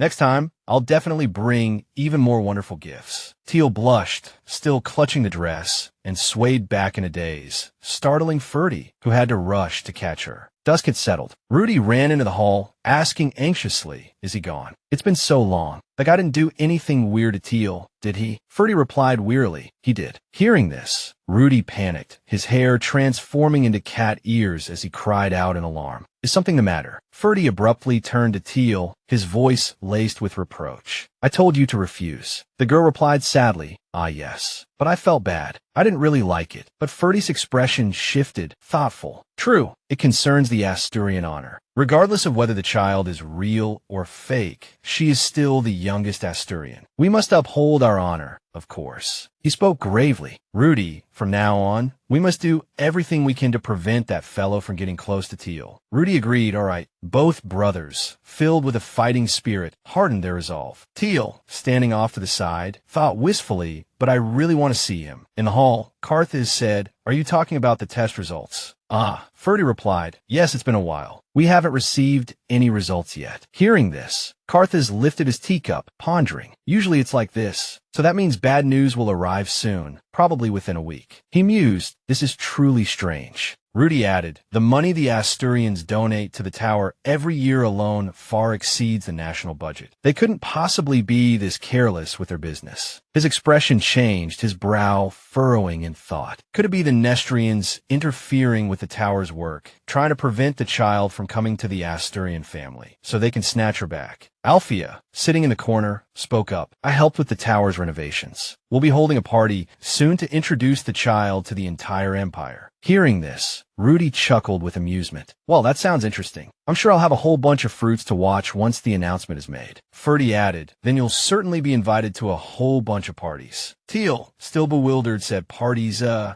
brother explained, that's right, or you can invite peers to the estate. Have a tea party. The little girl then said worriedly, I don't think I'm suited for that sort of thing. Suddenly noticing her expression, Ferdy felt puzzled, thinking isn't this something most other girls would be excited about? He set down his teacup. It seems my little sister is still a bit shy. Even if she opens her heart to everyone, it's hard to fit into aristocratic circles. Carthage, overhearing, patted her shoulder kindly and said gently, "It's all right, Thiel. If you're not comfortable, we can postpone the announcement. You don't need to see strangers. You're still young. Speak up if you don't like something. Refuse if you don't like it. No one will scold you." Thiel, feeling a sense of relief wash over her, replied, "Yes." After the meal, Rudy raised his hand and joked with Thiel, I finally have permission to get close to you." The little girl covered her mouth, giggling adorably. "Both of you brothers are so kind." Rudy replied brightly, "Of course. To celebrate, how about I give you a piggyback ride? You just sit on my back, and we'll walk around the estate. Doesn't that sound fun?" Suddenly, a hand smacked Rudy's head with a book. "What's so fun about that, HM? Don't talk such nonsense." Ferdy, sitting in his chair, patted it and called out, "Thiel, come here. I'll read you a story." Hearing this, her eyes lit up. A story about mystical places, delicious food, endless slumber in secret palaces, and going on wondrous adventures. Thiel loved fairy tales. When she was still with the Nestrians, she could only eavesdrop on stories from outside Lowen's room. But here, Rhea read to her every day, making her incredibly happy. Seeing Thiel obediently come over and sit down, Ferdy teased Rudy with a mocking smile. "Look, Thiel prefers reading." This caused his younger brother to fume in frustration. Rudy thought to himself, suddenly, she seems so cute. What's going on? Although he's cautious, Ferdy is still acting quite friendly. Ferdy opened the book and began, "Deep in the forest, there lived a giant lion with mystical powers." Suddenly, Rudy slammed his hand down on the book. "Looking at these things is better than looking at those people." Ferdy exclaimed in confusion, "What's wrong, Rudy? What are you doing?" But Rudy, ignoring him, said, "Look at this." Then, conjuring a tiger wreathed in flames within his palm, he grinned confidently. "Well, pretty impressive, right?" Ferdy, still bewildered, asked again, "What are you planning to do inside the house?" What if you scare her?" But contrary to his worries, Thiel stood up and shouted, "Amazing." Noticing her delighted expression, he sweated nervously. The girl exclaimed excitedly, "I want to use powers like you too, Brother Ridian." Then, pouting, she thought, "What's wrong? Don't you use your powers too?" Ferdy, equally perplexed, asked again, "Well, isn't that what you need to learn? It's obvious, isn't it?" At this, Thiel replied hesitantly, "Really? But I don't seem to be very good at controlling it." Ferdy reasoned seriously. "Isn't the legendary power of light supposed to be an extraordinary ability she possesses? If she has it but can't control it, is it really the power of light?" Ridian, puzzled, scratched his head. "It's strange. Even the method of using it is obvious to us." Suddenly, Thiel burst into tears. Seeing this, Ridian panicked. "Are you dying?" He blurted out, then quickly tried to comfort her. "Oh, Thiel, you're crying. Why?" Ferdy said gently. "Let's go," Ridian said, turning around. "Thiel, do you want to learn how to control your power?" The girl rubbed her eyes. Then, her eyes gleaming, she immediately replied, "Yes, I really want to." Ferdy, upon receiving her answer, smiled with his eyes closed. "All right, then let's have a little training session. I can teach you. I know a large place nearby." He thought to himself, "Excellent. This is a good opportunity to witness the power of light, if it's not real." Night fell upon the estate. The three of them walked softly, whispering to each other. "This place is amazing. Is it okay to come here at night?" "It's fine. I already told Rhea." Earlier, Ferdy had made an excuse to Rhea. "We're going to do some training." Rhea had asked, puzzled, at this hour. Now, Ferdy stopped, raised his hands, and closed his eyes. "All right, Thiel, watch. When using your power, you need to imagine it in your mind." Hearing this, she asked, "Imagine it."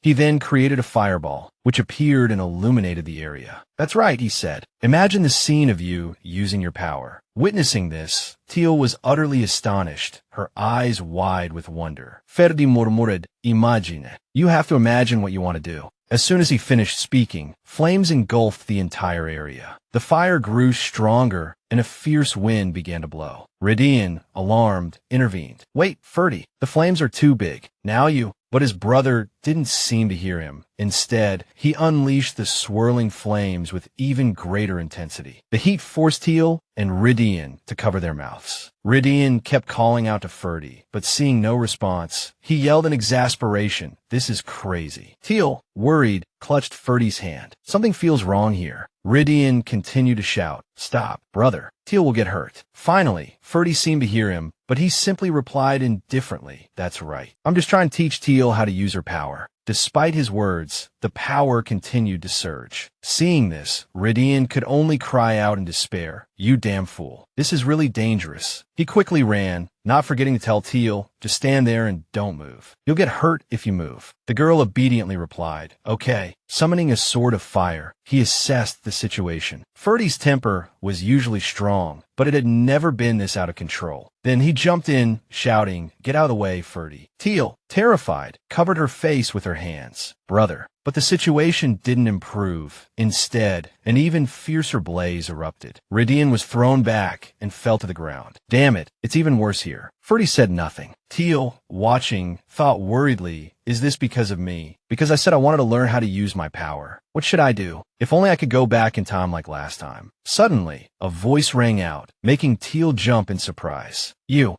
are the only one who can save him." Thiel didn't understand. She turned and asked who. The voice repeated, "Only your light can save him." Hearing this, Thiel froze, hesitant for a long moment, before suddenly leaping into the blazing flames. Nearby, Ridian, witnessing this, cried out in alarm, "Thiel, what are you doing? It's dangerous. Come back." By now, Ferdy had regained some awareness. "Thiel, don't go near it," he shouted, but the voice urged her on. "You won't be hurt." Gasping for breath as she ran, Thiel replayed happy memories of the two of them, her resolve hardening. Brother, even though you were so wary of me, you were still so kind. Because you're a good person, you won't hurt me." Seeing Thiel running towards him, Ferdy's eyes widened in shock. He called out her name, helpless to stop her. Still, the girl didn't falter, continuing to run until she reached his side. She stretched out her small arms and threw herself around Ferdy, holding him tightly. "I can do it, just like in the basement with this light. I can save him," she thought. As if in answer, a golden light erupted, and two fish danced and swirled above them, extinguishing the flames. Ridian frowned. His eyes widened. What is this? Could Thiel truly be? The light continued to shine, the two fish circling above. Meanwhile, Ferdy's consciousness slowly returned, and in that moment, Thiel collapsed, overwhelmed by the exertion of her power. Ferdy rushed to her side, his voice filled with despair and fear. "Thiel, wake up." The scene shifted to a golden room. Karthus spoke. "Now, explain everything to your father." Ridian's voice rose slightly. Ferdy suddenly lost control, releasing an excessive amount of magic, and then this happened. Beside him, Ferdy added, "Ridian tried to stop me and was injured, and then Thiel stopped me." He realized he understood why he had lost control. "When I recall that immense, furious power, it was a strength I'd never unleashed before. After Thiel appeared, that energy became even more compressed." He looked at Thiel, blaming himself for hurting a child simply because of this. "But she still jumped in to stop me. The truth is, whether Thiel is my real sister or not, I hate myself for doubting that light. Because I was afraid of that so-called lost legendary power, I was cautious around her, and yet she still trusted me, even though I only showed her a little kindness." Karthus, understanding his son's thoughts, called his name. Ferdy. Startled, Ferdy admitted his fault. Seeing this, Ridian quickly interrupted. "Father, it's not Ferdy's fault. He hadn't even used half his power." Looking at the unconscious Thiel, Karthus addressed his two sons. "I understand. We'll set this aside for now. First, let's check on Thiel's condition." Karthus stared silently out the window for a long moment, filled with self-reproach. "I should have built a protective barrier in the training area. That light was too strong. It not only covered this area, but the entire estate. It surely will have caught the attention of the tower and the royal family." The legend seemed to be true. He approached Thiel, a firm thought taking root. This child carries a destiny far too heavy. Karthus ordered the steward, Fardin, to contact the tower first thing in the morning for the test results. "Yes, sir," the steward replied. Afterwards, Karthus frowned, troubled. "Before anyone else finds out, I must quickly secure Thiel under the protection of the Asturian name." The next day, the weather outside the estate was fresh and clear. Inside, Rhea held Thiel's hands in hers. "How are you feeling? Are you still in pain anywhere?" Thiel replied, "I am all right. I'm fine. What about Brother Ferdy? He looked really dangerous yesterday." Hearing this, Rhea said the young master. "He stayed by your side until morning." The little girl's eyes widened in surprise. Until morning. A few minutes later, Thiel peeked out from the main hall. Seeing her, Ferdy and Ridian called out Thiel and asked, "How are you?" Thiel replied worriedly, "I'm fine, are you?" Ferdy approached, touching Thiel's cheek. At a time like this, you should worry about yourself first. Ridian stood to the side, arms crossed, sighing. "Yeah, do you know how worried I was? You look so small and fragile. What if you got hurt?" Thiel felt a pang of guilt and lowered her head. "I'm sorry." Ferdy turned to Ridian, warning him to be more considerate. But the boy, instead of backing down, cried out angrily, "What did you say? Hey, you're hitting a nerve." Suddenly, Thiel noticed Ferdy's trembling arm. She gently took her brother's hand, saying softly, "I won't do it again." Ridian thought, "Fine, I'll let you off the hook this time." Touched by the girl's gesture, Ferdy embraced Thiel, then said sadly, "Thiel, really? Don't do that again." The little girl hugged him back happily, replying, "Okay." Ridian chimed in, stroking Thiel's head, but a voice suddenly caught all three of their attention. It was Karthus, dressed in red. He walked towards them with a stern expression. He addressed Thiel, "There's somewhere we need to go." Hearing this, she was confused, unsure of what was happening. Outside the window, the wind howled relentlessly. Karthus believed Ferdy had been in grave danger. If it were an ordinary child, they would already be dead. It was truly dangerous. Thiel replied anxiously, "Yes." Suddenly, he turned, his expression softening. "But thank you for saving Ferdy." He bent down and gently stroked Thiel's head. "I'm not going to punish you. I was just worried about you because I'm your father." Karthus smiled gently. "I want you to be a child who can take care of herself. Don't do anything like that again." The little girl was touched by his words. Thiel obediently replied, "Yes, father." He smiled warmly and took Thiel's hand, leading her away. As they walked, he praised her, "Very good, my daughter. Let's go." A while later, Alpheus appeared unexpectedly. Thiel cried out excitedly, "Grandpa." He opened his arms joyfully. "Ah, you're here." He happily stepped forward, wanted to pick Thiel up. "How are you? I came by earlier, but you were asleep, so I left." Thiel replied, "Yes, father and my brothers took good care of me." Hearing this, he looked at Karthus questioningly. Karthus then made a heart shape with his fingers. Alpheus turned back, pleased. "Well, that's good. I suppose Karthus has already explained everything to you.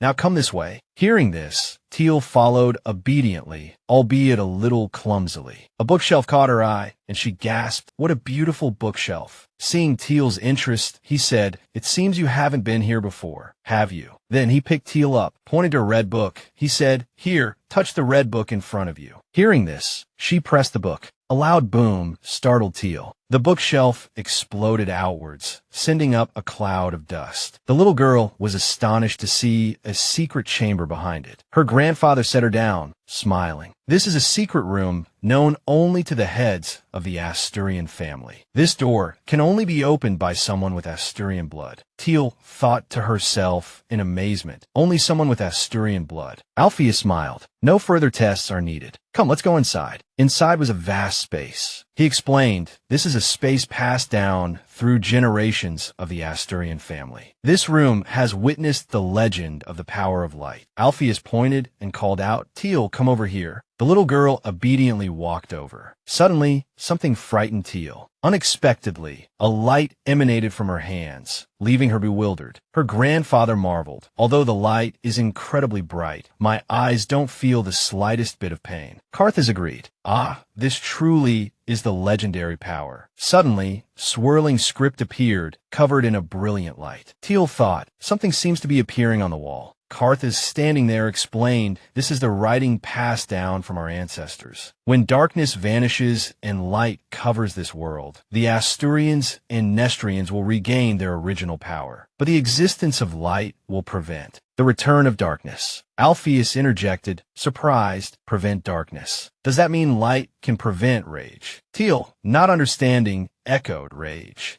Hearing this, Karthus turned and explained, "You saw what happened to Ferdy yesterday, didn't you? That is the curse passed down through generations of those with Asturian and Nestrian blood. If they misuse their power, they lose control. Ferdy is still young, at least, so it hasn't reached the point of self-destruction. But for an adult, intense rage becomes powerful enough to destroy everything around them until it destroys the caster themselves. From the past until now, no one has been able to stop it, except for the person standing before me, Thiel. Hearing this, she thought joyfully, I can stop the curse. An Asturian. Everyone here needs me. I really am an Asturian. In contrast to Thiel's joy, Karthus remained thoughtfully silent. A few hours later, as they left the chamber, Karthus told her, if you want to come back here later, come in by yourself. Thiel replied worriedly, yes, but only the clan leader is allowed in here. Alpheus smiled gently at the young girl. It used to be a secret chamber, but now it's the room for the one who possesses the power of light. In other words, it's your room now. Come in any time you like. Seeing this, her happiness grew. Yes. She then quickly ran out the door, where Ridian was standing nearby. He placed a hand on Karthus' shoulder. All right, we can protect this place. Karthus affirmed, of course. We won't let those hotheads touch this child. With a single finger, Karthus turned and looked out the window. Good. Then, regarding a stack of letters, he continued, I heard these are letters from the royal family and the tower. So soon. The test results aren't due for another week. Taking the papers in hand, he said with a sigh, this is also unexpected. They say a strange light emanated from the Asturian estate. Light, there were even images of fish swimming in the air. Could that be the legendary power of light? He affirmed his own thought, surely. The Empire is in quite a state of turmoil right now. The most clamorous place must be the tower. Karthus asked, what did the towers say in their letter? Ridian, holding the letter, replied, they said the test results are out and they need to speak with Thiel. The two discussed the matter. Just sending the results would have been enough. Why the need to see the child? They must already know that the one with the power of light is Thiel. If they try anything, we'll contact them to resolve the issue.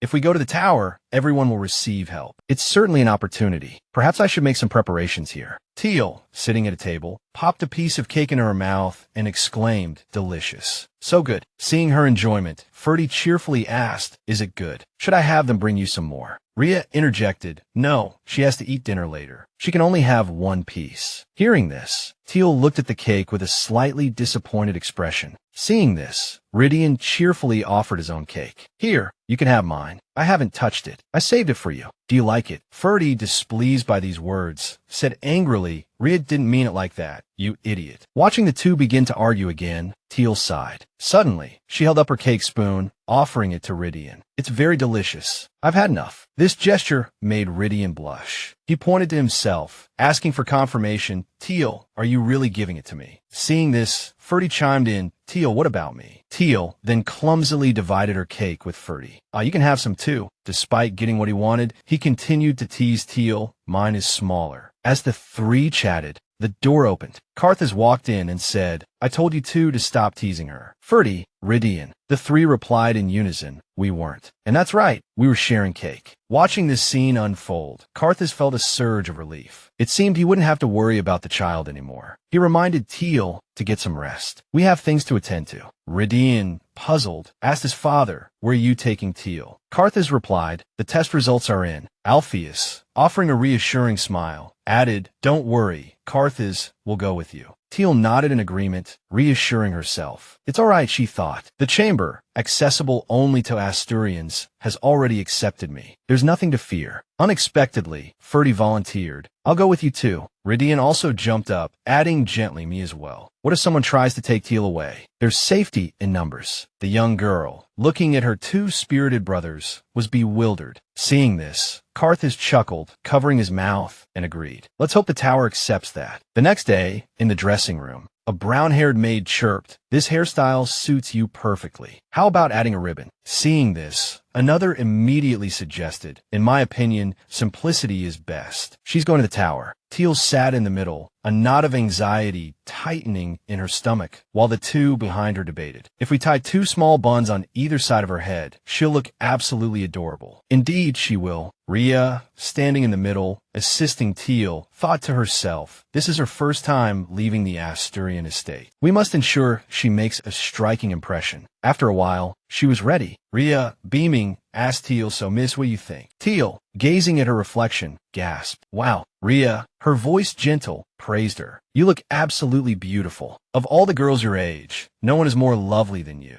Thiel recalled her past in Enestrian. All I ever heard was how skinny and ugly I was. But here, I feel reborn. Overwhelmed with gratitude, Thiel expressed her thanks. Thank you, Rhea, and everyone, for making me look so beautiful. Witnessing this transformation, the three maids froze, exclaiming, "An angel. We will follow you forever." By then, Thiel had already stepped outside, calling brothers. Ahead stood Ferdy and Rydian, impeccably dressed. They showered Thiel with compliments. You look truly beautiful today. Indeed, you've always been beautiful, but now you look like a doll. Hearing this, she replied, You both look very handsome as well. Rydian, beaming, stepped forward, intending to pat Thiel's head. Really, if we all dressed up together. But he suddenly hesitated, afraid to touch her, lest he ruin her carefully styled hair, leaving the young girl wondering what had come over him. Ferdy turned to someone and said, Let's go now. Father is waiting for us. It was Carthage, descending from the carriage, impeccably dressed and radiating authority. Several hours later, they arrived at the tower. Carthage called to Thiel, and she responded, Yes. Carthage scooped her up into his arms, surprising Thiel and causing her two brothers to cry out. Ferdy, bewildered, asked, Father, are you just going to carry her inside like that? Carthage, his brow furrowed, replied, Although we've prepared meticulously, there's no telling what those inside the tower intend to do. Ferdy concurred. Indeed, they'll surely try to gain the upper hand and seize her power. They'll definitely try to claim this girl for themselves. Nestled in her father's arms, Thiel felt a flicker of unease. Everyone is worried. What if a stranger grabs me? Thiel steeled her resolve. I just need to say no like he taught me. If they persist, I'll say it loud and clear. Inside, a monk emerged to greet them. Sir Carthage, you've arrived. I apologize for compelling you to come here. The monk approached Thiel, and she instinctively shrank back in fear. The Holy Pope requests that you personally confirm this matter. So this is the child. Thiel, her eyes wide, stammered a greeting. Hello. Even as she spoke, she thought, now, should I shout no immediately? Seeing this, Carthage protectively shielded Thiel. She's quite shy. I hope we can skip the pleasantries and proceed directly to the results. The monk chuckled. Haha, then let us see the results now. He paused, a note of sorrow in his voice. I'll take the little one outside, so please wait a moment. Witnessing the scene, he added slyly, No need, the girl can come along. After that, he placed the hair into the testing water. The tower's bloodline test was remarkably simple. Pour holy water imbued with divine power into a basin. Then add the hair of the supposed father and child. If the water turned green, it signified a paternal connection. If not, he offered a sardonic smile, his words laced with hidden meaning. Oh my, the water hasn't changed color. Carthage's eyes widened in astonishment. So this is why they wanted Thiel here, he thought. They intend to falsify the results to discredit her. Then they'll strip me of custody, taking Thiel away. I suppose I don't need to explain what this outcome means. If the girl isn't related to you by blood, she'll have nowhere to go and will become a ward of the tower. He extended a hand. Hand the girl over now. But Rydian had already stepped forward, blocking his path. What? Step aside. He continued, Unfortunately, this is the result. Don't worry, we'll take good care of the child. Having overheard the conversation, Thiel turned and spoke. Excuse me, are you saying I'm not Sir Carthage's daughter? That's strange. Impossible. The monk gaped in astonishment. She looked up at Rydian. Please put me down. He startled. Alahite. The monk, presumably Andreas, pressed a hand to his forehead, sweat beading. It seems this child is too young to understand why she shouldn't challenge the divine. Carthage's brow furrowed in anger. This child is the heir of the Asturians. Choose your words carefully. The monk paled. That's not right. I said she wasn't of the same bloodline. What makes him so confident? They erupted in protest. Sir Carthage, are you defying the divine? This is clearly a mockery. The test here has never been wrong. Thiel spoke with a strength that belied her age. Then it's wrong now. He stared intently at the girl, his thoughts racing. Foolish. Damned. This is why I oppose this plan. How could the Asturians be fooled by such a petty trick? We assumed this child was fragile, ready to crumble at the slightest pressure. So why are they all hiding now? The little girl plucked a strand of her own hair. Even Andreas was taken aback. Indeed, the child of light is real. The divine power emanating from this child is unmistakable. I can sense it like the light of Lucifer. Doing this is truly Suddenly, Thiel turned to Karthus. "Papa, give me some of your hair." He smiled and nodded, acquiescing to her request. He offered her a lock of his hair. "Thank you, Papa," Thiel said, taking it and quickly running towards the basin. Andreas called out, sweating wait. She turned back to the monks, her voice ringing with conviction. "I am the snow leopard with the amber eyes of the Black Panther. It's illogical to say I don't have Asturian blood." Reaching the water, she let her hair fall into the basin. "I am Mama and Papa's child. The Asturians have accepted me. I'm not afraid." Those watching were stunned into silence. Andreas gave a sly smile. "Haha, this is going even better than I expected. Since this isn't holy water, it can't possibly change color. I just need to feign confusion, step forward to confirm, and this will become the evidence." But suddenly, the hair shimmered, and the entire pool of water turned gold. Panic gripped the monks. "What is this? The water has turned gold." Karthus's eyes widened in amazement. This is no longer a test. The tower is resonating with Thiel. The power of Lucit, the guardian of this place, is channeling Thiel's power. Several monks turned to Andreas. "But it's not blue, is it? This result is invalid. It wasn't conducted according to the Holy Pope's decree." He attempted to defend their position. "That's right. The water must turn blue for it to be valid. If there's any discrepancy, only one outcome is certain." But a familiar voice cut through the commotion. "Then all we need to do is follow procedure, correct?" It was Alpheus, striding in with an air of authority. A monk rushed forward. "Your Highness, you cannot enter." He responded coldly. "Before my coronation, the Holy Pope gave me instructions regarding leadership. Have you forgotten witnessing this?" He furrowed his brow in apprehension. Good heavens, could it be that His Highness the Prince saw everything? He worried. "I thought that day would never come to this place again." Alpheus glanced at Thiel. Seeing him, she cried out softly, "Alpheus." He smiled confidently and declared, "Then I shall do it again." The bloodline test. He placed his hand on the altar's water basin. 2 golden fish materialized in his hand, and the water where he stood subsequently turned blue. "Now you accept this outcome, correct, Andreas?" he said. This caused Andreas to clench his jaw in fear. Looking at him, Alpheus stated gravely, "Thiel does indeed carry Asturian blood. This girl is truly Marquis Karthus's daughter." "Thiel," moved to tears, cried out Alpheus, as she ran towards him, thanking him profusely. He responded coolly, "Thank me for what?" This was self-evident. No gratitude is necessary. The young girl clenched her fists in gratitude. "I know you're always helping me. When I grow up a little more, I'll definitely repay you, Mr. Alpheus." Witnessing this, Andreas thought to himself in surprise, "She's really changed since I last saw that child. Before, even a small gift would leave her flustered." Then he chuckled softly. "Very well." Afterward, he bent down and cupped her cheeks in his hands. "I'll have to think long and hard about how to make you repay this debt." Seeing this, Rydian was furious. That man, his father, standing beside him, quickly intervened. "Calm down, Rydian." But he exclaimed, "It's infuriating, father." Seeing Karthus equally enraged, Ferdi, who was next to him, said, "Father, you need to calm down too." But Alpheus, coming back to himself, furrowed his brow and looked down, then turned and asked,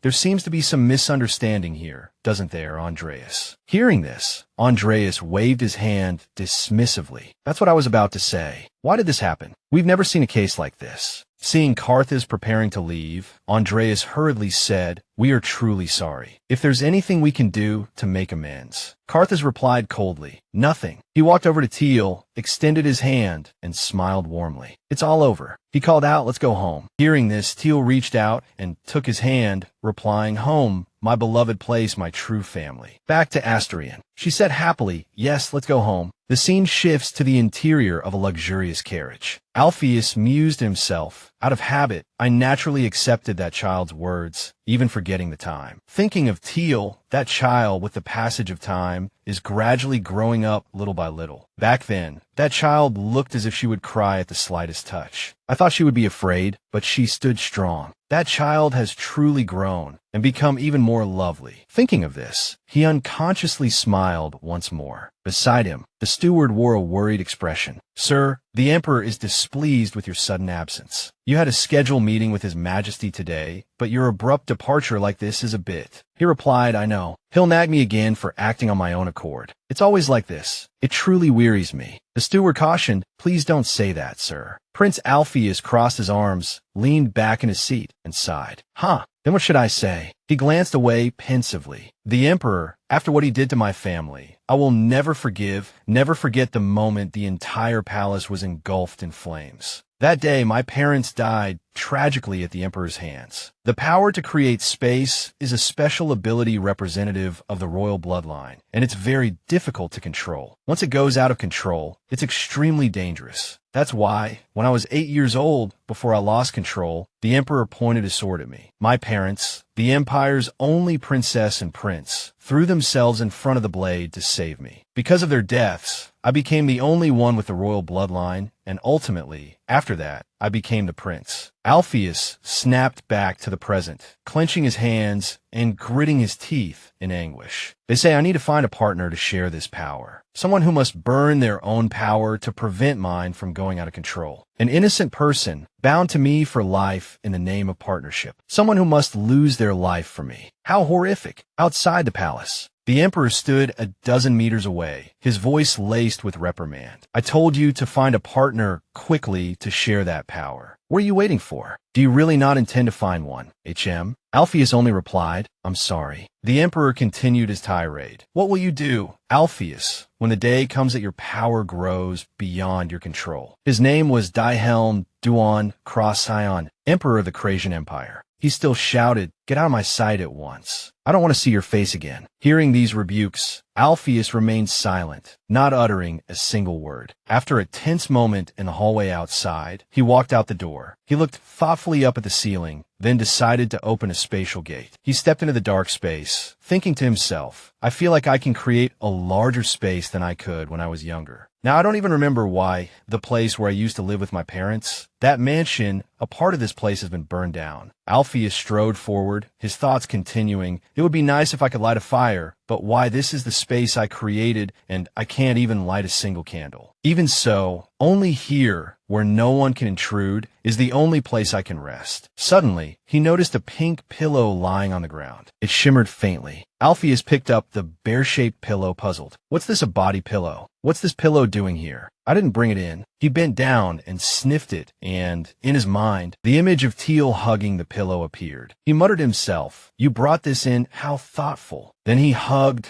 the pillow tightly, a contented expression on his face, and remained like that for a long time. The next day, whispers rippled through the capital. The youngest daughter of the Asturian family has returned to life. The legend of the power of light is true. News of Thiel's reappearance had reached the Emperor, and he had already begun to take an interest in her. Although the girl's appearance had not yet been publicly revealed, everyone knew of her silver hair and uniquely colored eyes. All eyes were on Thiel. Holding a letter, the Emperor remarked, I knew this would happen. Thiel stared at the mountain of letters piled on the table. What is this? She asked, astonished. Carthage replied, these are the fruits of your reappearance. Hearing this, she asked again, surprised for me. He closed his eyes and continued, yes. If you don't like them, you could just ignore them. Ferdy was there, reading a letter aloud. There's so much useless stuff here. Ridian enthusiastically tossed a pile of invitations into the fireplace, burning them all, causing Thiel to panic. Burn them all. Is that okay? Carthage began to ponder. A new dress wouldn't be bad, though. Something to wear to the parties. Hearing this, Thiel said, a dress. Don't I already have a lot? Suddenly, are you dying? Ridian poked his head in and spoke. Ferdy interjected, but you need new clothes every season, right? Fashion houses are always changing the trends. Ridian and Ferdy, while calculating, tossed all the things Alpheus had sent into a corner. Suddenly, Ferdy read from the letter in his hand, but we still need to call Oliver over often. After all, a girl your age still needs finer things. Hearing this, Ridian began to protest. Oliver, really, father? Ferdy started to add, we could buy things ourselves, no need. Seeing their nervousness, he continued to explain, a man's sense of fashion is limited. It's still better to introduce Oliver. Thiel, holding a letter in her hand, asked which Oliver, father. Her father replied, she's your relative, your aunt's daughter. Hearing this, a thought flashed through her mind. Could it be Lowen? She'll definitely be different from those Nestrian people. But suddenly, Ferdy replied kindly, if you're shy around outsiders, then there's no need to see her. Rydian added, "That's right. It's better to go with us brothers than with some strange relative." Rydian continued, "If you go with her, you'll definitely end up buying trashy clothes, that's for sure." So, Thiel, witnessing the escalating argument between the two brothers that nearly erupted into a brawl, stood by nervously, sweat beading on her brow. "Stop it," she pleaded, trying to intervene. Carthage, clutching a letter in one hand and eyeing the mountain of correspondence piled before him, remarked thoughtfully, "I heard the prince's birthday celebration has been postponed." Thiel's head snapped up at his words. His birthday? Sir Ian's. Her thoughts drifted back to her time in Asterion. Grandfather Shand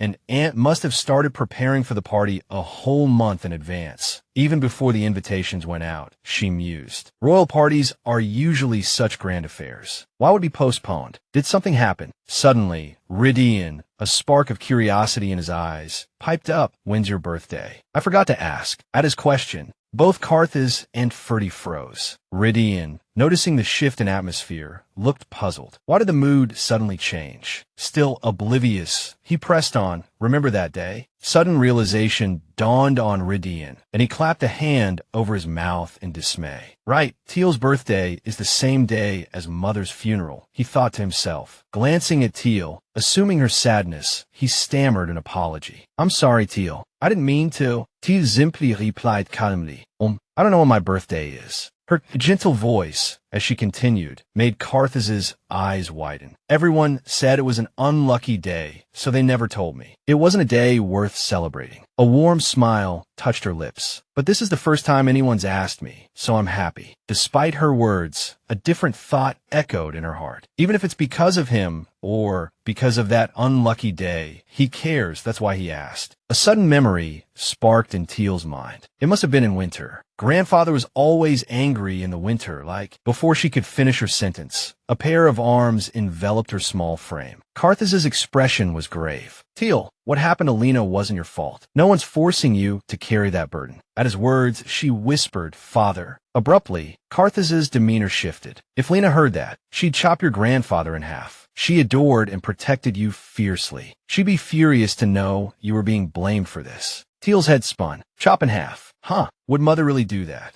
Grandfather said Mother hated me." Watching her, he offered a gentle smile. "So, don't make your father explain himself again. I don't want to be chopped in half when I see your mother." Thiel obediently replied, "Yes." He patted her head, pleased. "That's my girl." Witnessing the scene, Rydian and Ferdy rushed forward to embrace Thiel as well. "And our sister." Squeezed tightly between them, Thiel managed a strained smile, though she was practically suffocating. Moments later, Thiel, clutching a garment, came running excitedly, calling out Ian. Alpheus stood watching her breathless approach. "Don't run," he cautioned. "What if you get hurt?" "I was just so happy to see you," she replied. The young girl declared excitedly, "I'll be your guide today." Alpheus acquiesced. "All right." Looking at Thiel, he sighed inwardly. "It seems this child has confidently made this place her home, hasn't she? It's different from the first time I brought her here." Suddenly, Thiel remembered something. "Oh, write Ian about that." A moment later, understanding dawned on Alpheus. He bent down to listen as Thiel whispered in his ear, "Has anything changed on your end?" I heard you postponed your birthday celebration." Andreas, bewildered, asked, "Why are you whispering so cautiously?" Thiel squeezed her eyes shut, embarrassed.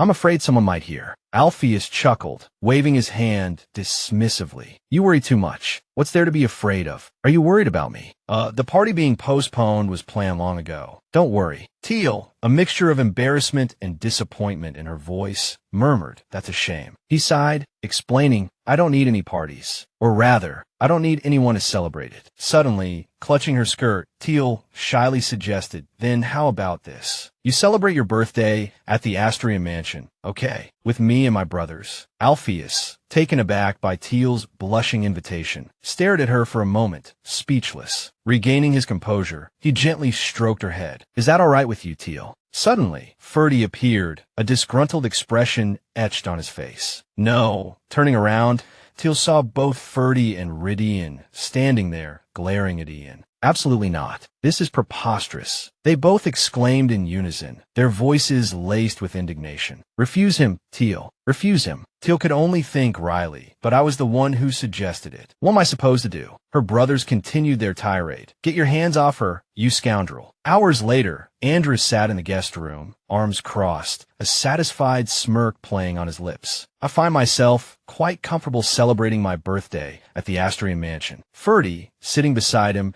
shifted uncomfortably. No, that's just your one-sided opinion, Your Highness. Out of countless superior venues, why here of all places? Ian cast a smug glance at Thiel. Because Thiel invited me. She sat quietly, then stood up, a touch of awkwardness in her demeanor. Brother, she began, spreading her hands in a warm gesture. It's lonely to celebrate a birthday alone, you know. If I knew I had to spend my birthday by myself, I'd be heartbroken too. Hearing this, Ian's eyes widened in surprise, realizing she didn't know the true date of his birthday. Thiel, brat, he stammered. Suddenly, Rudy, sitting beside him, clamped a hand over his mouth. That word is forbidden, he hissed. Who allowed you to speak? Ian snapped, shaking Rudy's hand off. Don't touch me, he thought irritably. I think I understand the situation here, Ferdy interjected, drawing Thiel closer. Ian isn't alone. He's a prince. Even without us, he's surrounded by countless people. Andrus, leaning on the table with his elbows, interrupted. No, I'm alone. I don't even have friends to celebrate my birthday with. Ferdy was rendered speechless by this blatant lie, while Ian seized the opportunity. Well then, I won't ask for much. Let's make a deal instead. Ferdy, uneasy, questioned, a deal. Ian proposed. Weren't you saying you were looking for a special occasion dress designer for Thiel? I'll have Lady Estella assist you.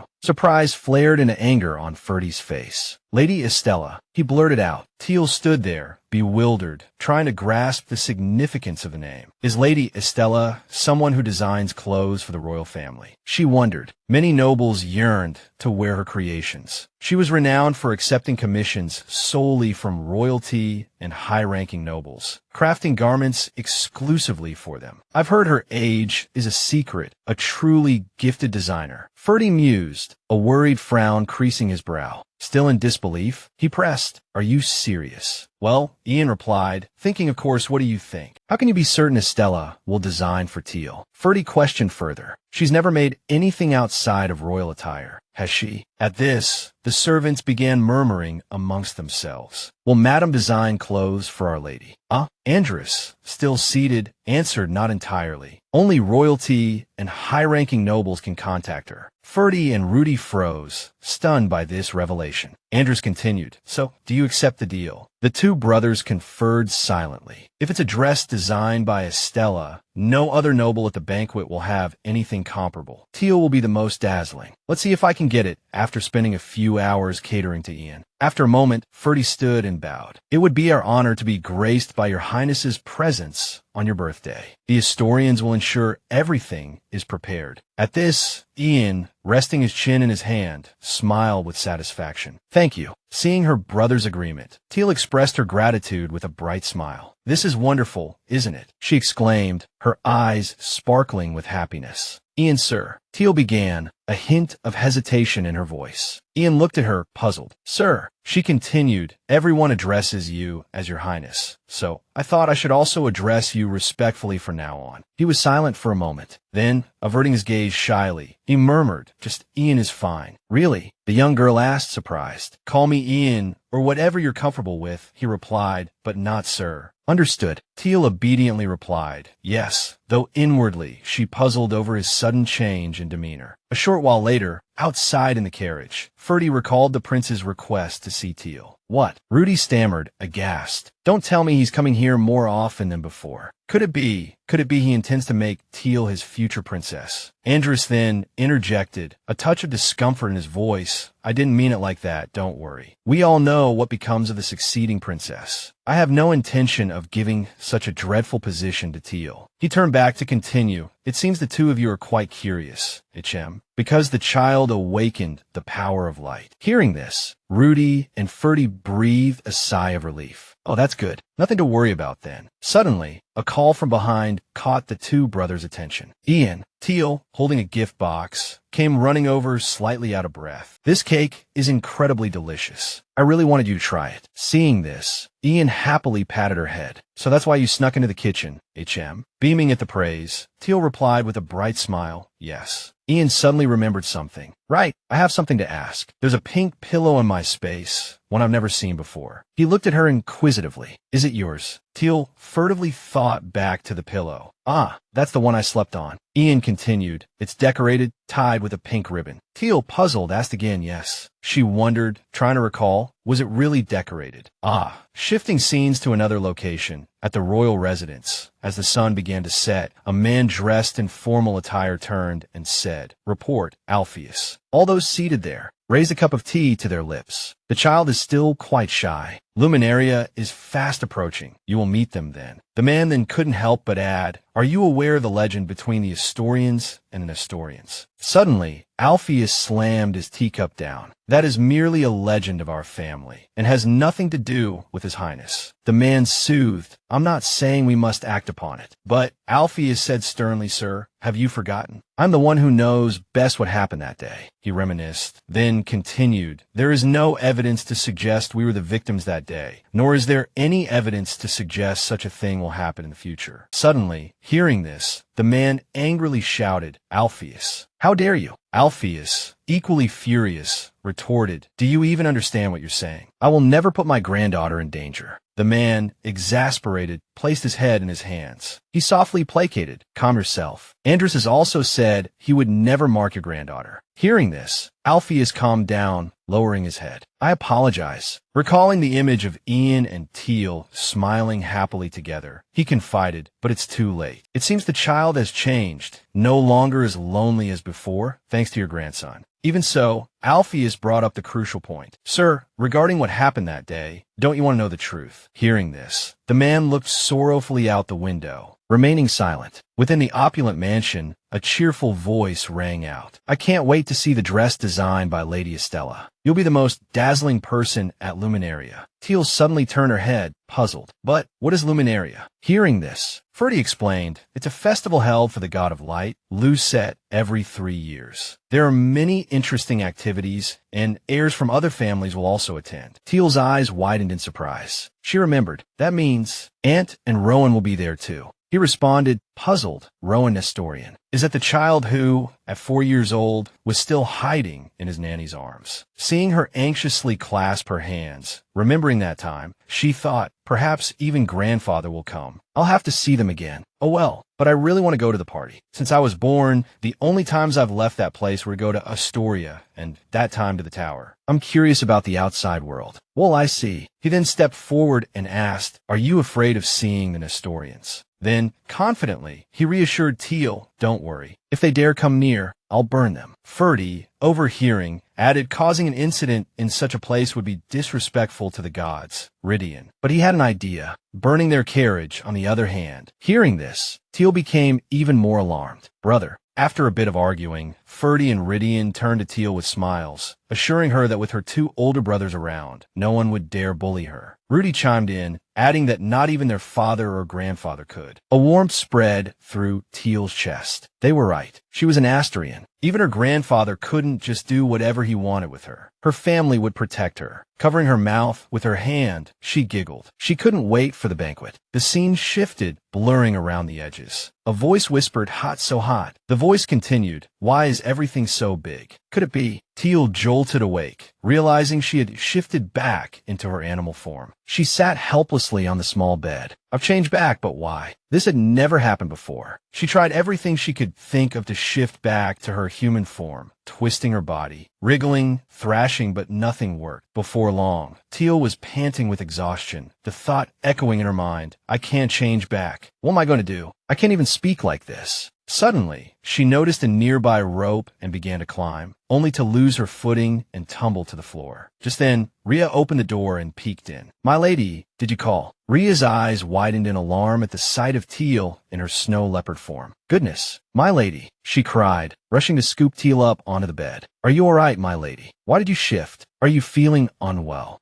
Thiel whimpered in distress, able only to make small AEC sounds, unable to form words. Rhea suddenly remembered that Thiel couldn't speak in this form, and likely couldn't shift back either. Understanding the problem, Rhea reached out to pick Thiel up. "Are you alright? Shall I inform Master Karthus?" As soon as she spoke, Thiel cried out and leaped onto Rhea's shoulder. Rhea held Thiel close, murmuring there, "Don't worry, I've got you," while thinking to herself, this isn't good. What am I going to do? She's just too cute. When they reached the main hall, Karthus, upon seeing Thiel in her snow leopard form, felt a surprising surge of amusement. Where did such an adorable little creature come from? He spoke to her. "You can't control your shifting, can you?" Thiel, huddled miserably under the table, couldn't answer, only letting out a few whimpering wee sounds. Hearing this, Karthus said, "I understand." He soothed the small creature. "Perhaps it's because you're still young. It's normal to have trouble controlling it. This happens sometimes. It usually returns to normal in a day or two." Thiel panicked at his words. "A day or two? Why? I thought it would be faster." She thought miserably of the mansion's surroundings. With her fur, it was simply too hot. Rhea had said that the Black Panther's territory had the power of fire, so it was much warmer than other places. It had been fine before she shifted, but now it was unbearable. Suddenly, Karthus looked up at the clock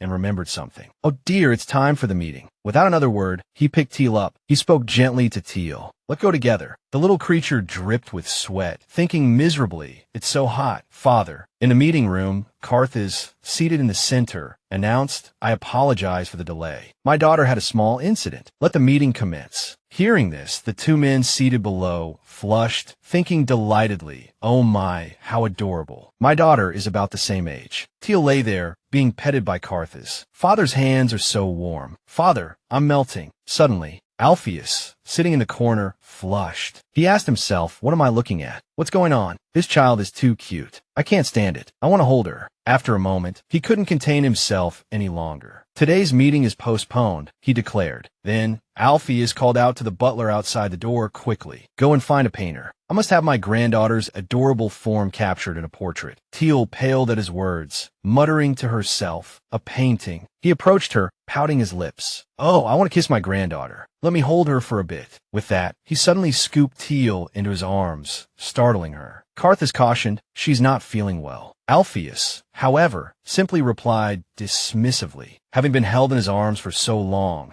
Thiel grumbled inwardly, "Ugh, he's even warmer than father." As he brought her closer to his lips for a kiss, Thiel tried to push him away with her hands. Seeing this, Alpheus teared up, his voice thick with emotion. "What did I do wrong? I'm sorry." Though unable to speak aloud, Thiel clumsily formed the words in her mind. "I'm sorry, but it's just so hot. Grandfather, it's uncomfortable." She managed a small hug, which made Alpheus weep with joy. "Forgive me." Karthus, standing off to the side, sighed in exasperation. "Give the child back to me." He then scooped Thiel into his arms. Suddenly, the sound of approaching footsteps, growing louder with each stride, caught his attention. Ferdy and Rudy called out in unison, "Father, the Wolf Clan's carriage has arrived at the gate." Ferdy then asked if he had summoned Oliver. At this, Karthus murmured, "No, I only informed my sister about Thiel's situation." The two newcomers vied for a chance to hold Thiel, their combined warmth nearly causing her to faint. Ferdy remarked, "So, she found out on her own." Rudy added, "Always so impulsive." Meanwhile, Thiel's head swiveled back and forth, her inner voice repeating, "So hot." The steward appeared, holding out a decree before them. Alpheus spoke, "In any case, we must greet the child. Let's hurry and introduce Thiel to Oliver." At these words, Thiel's mind snapped to attention. "What? Let her see me like this on our first meeting." Huh. Ferdy, ever perceptive, noticed her distress. "Thiel doesn't seem to like this." In that case, before he could finish, a young girl burst through the doorway, shouting, "Uncle." The three brothers, startled by her sudden appearance, huddled together defensively. Oliver, taking in the scene, chirped, "Everyone's here. Same old faces." Then, her gaze fell upon Thiel. Her expression instantly transformed, her voice brimming with excitement. "Is this my little cousin?"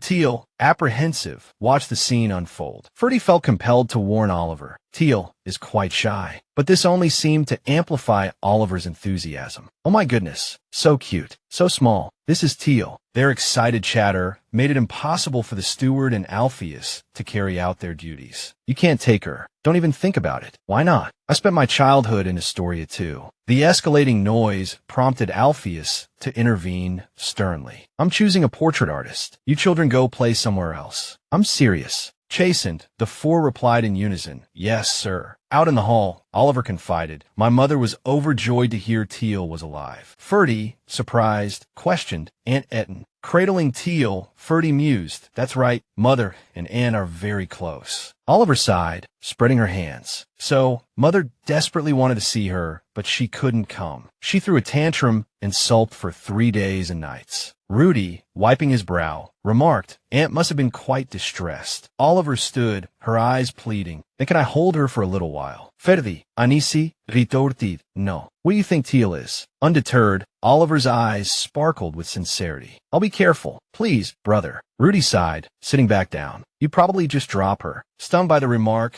Oliver grabbed Rudy's shirt, warning, "Do you want to die?" Rudy, sweating, protested, Hey, that hurts." Observing the exchange, Thiel thought, "She doesn't seem like a bad person, but she's a bit." Suddenly, Thiel padded forward. Oliver gasped, surprised by the movement. "Oh my goodness." She scooped Thiel up joyfully. "You came to me on your own. Oh, so cute. I'm Oliver Wolfgang, your cousin." Suddenly, Thiel looked up, startled. She sensed something, a cool breeze emanating from this person. So refreshing. Thinking this, she snuggled into Oliver's embrace, taking the girl by surprise. Oliver beamed. "Thiel likes me." The two brothers stared, dumbfounded. Rudy blurted out, "Thiel, you like Oliver." In her mind, Thiel responded silently, "Yes, so cool. I love it." Rudy could scarcely believe his eyes. He was shocked. It was utterly preposterous. Oliver was all muscle. If she hugged Thiel, Thiel would be crushed. Overhearing his brother, Oliver snapped, a warning growl in her voice. "Do you want to die?" The brothers watched as Thiel and Oliver embraced, nuzzling against each other. Ferdy turned to his brother. "Is she purring?" Rudy replied, "That's absurd. She's never done that before."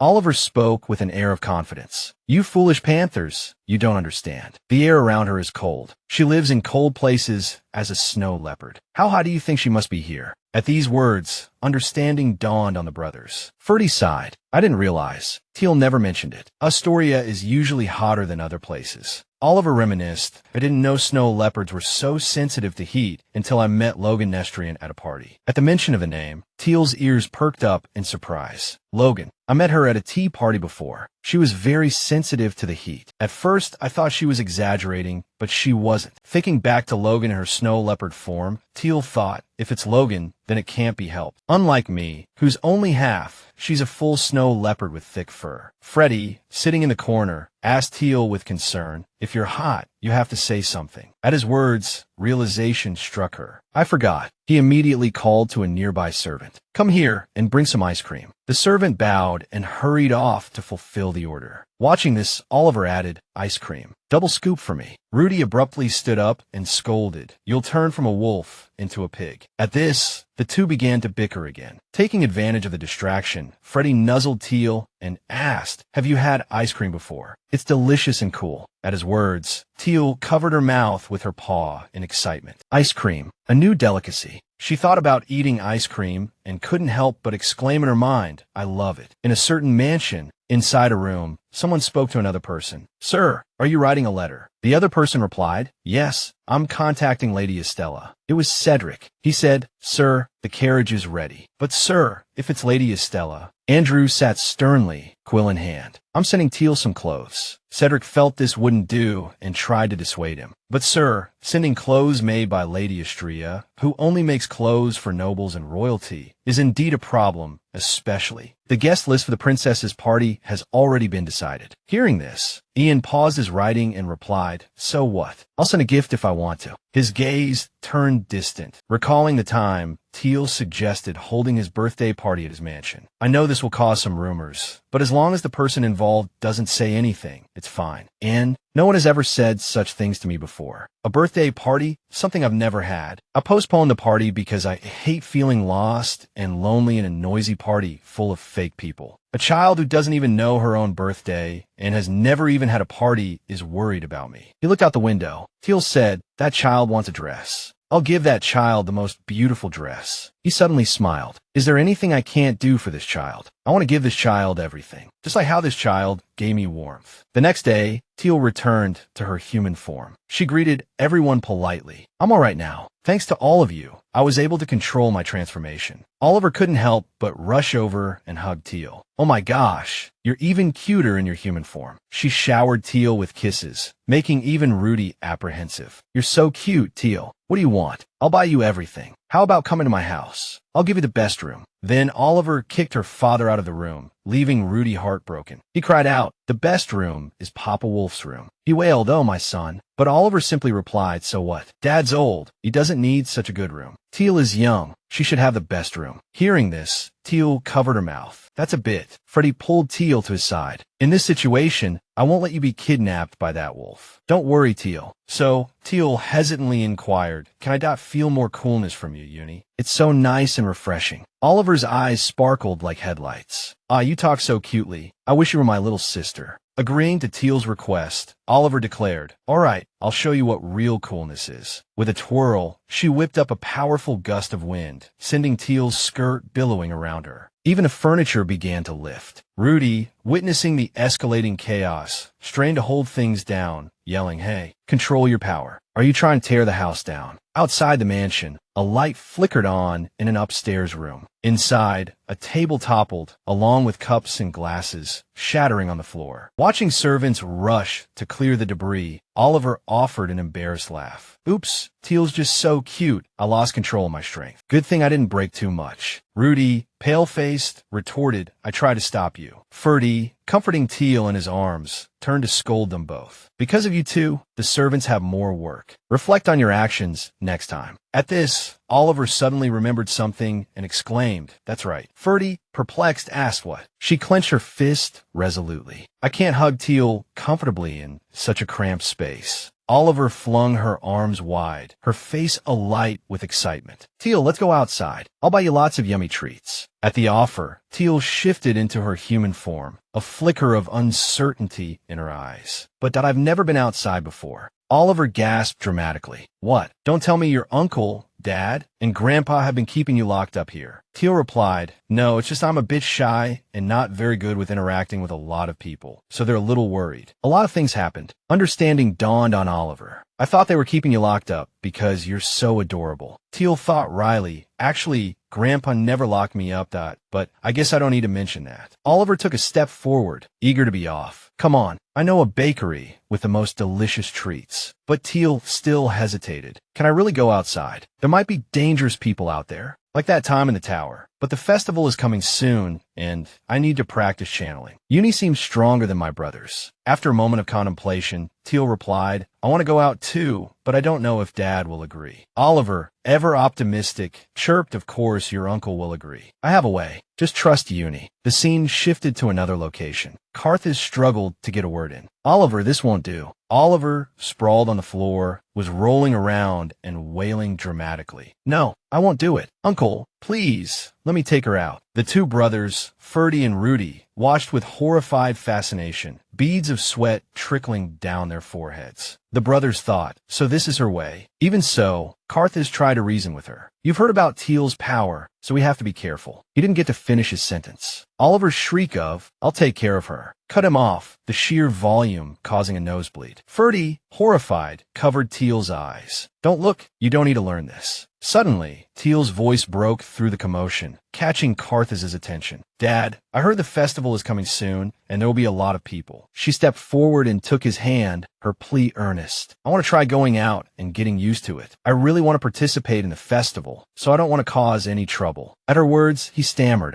Well, he couldn't quite believe it, realizing how much Thiel was looking forward to Lemuria. Rudy spoke up cheerfully. That's right, we'll protect her. Ferdy added, if we go with the Astoria Knights, there's nothing to worry about. Carthus reluctantly conceded. All right, but everyone has to keep an eye on Thiel and remember to stay together. At his agreement, Oliver jumped up with a whoop of joy, pointing a finger skyward. I have a great idea. A perfect way to protect Thiel. Outside, under a bright sun, people bustled through the streets. Ferdy sighed, asking Thiel, is it crowded in there? The little girl in the leopard print outfit and red scarf. Thiel replied excitedly, I'm fine. Oliver is up here too, and she's wearing a beautiful outfit. Oliver's voice floated down, laced with amusement. I'm making a nice breeze up here. Thiel, is it cool enough? After a while, Oliver joked, a little snow leopard is lying in the basket. See how clever I am. I bet no one would dare to think anything bad about you. The two brothers, Rudy and Ferdy, stood there pale and terrified, as if a kitten had been snatched by a wolf. Rudy whispered, have you heard the tale of Little Red Riding Hood? What if the wolf? Oliver, hearing this, cut him off angrily, scolding. Shut up. Thiel looked around at the bustling streets. So this is the city. So many people. The buildings are beautiful too. The bakery is even prettier than in the pictures and letters. The glittering sweets behind the shop windows looked like something out of a fairy tale. Suddenly, Oliver stopped in front of a white building and exclaimed, we're here. This is the bakery I told you about. The door swung open softly. As soon as they were inside, Oliver placed their order. 5 strawberry cakes and raspberry tea, please deliver to our room. The server politely replied, certainly, miss. Witnessing this, Rudy asked, how often do you come here? She answered, just a few years ago. I even have my own private room here. He put a hand to his forehead and asked further, what? We have these cakes at the mansion. You're just making the knights work harder. At this, she bristled. No, the atmosphere is completely different, you idiot. Oliver set Thiel down and said cheerfully, all right, you can change back now. With a soft cry, Thiel transformed back into her human form. She said happily, it's so nice to be outside. It's beautiful here. Oliver was delighted that she liked it. You'll love the cakes too. Just wait. Ferdy pulled out a chair, saying happily, you look so happy. The little girl replied excitedly, I am.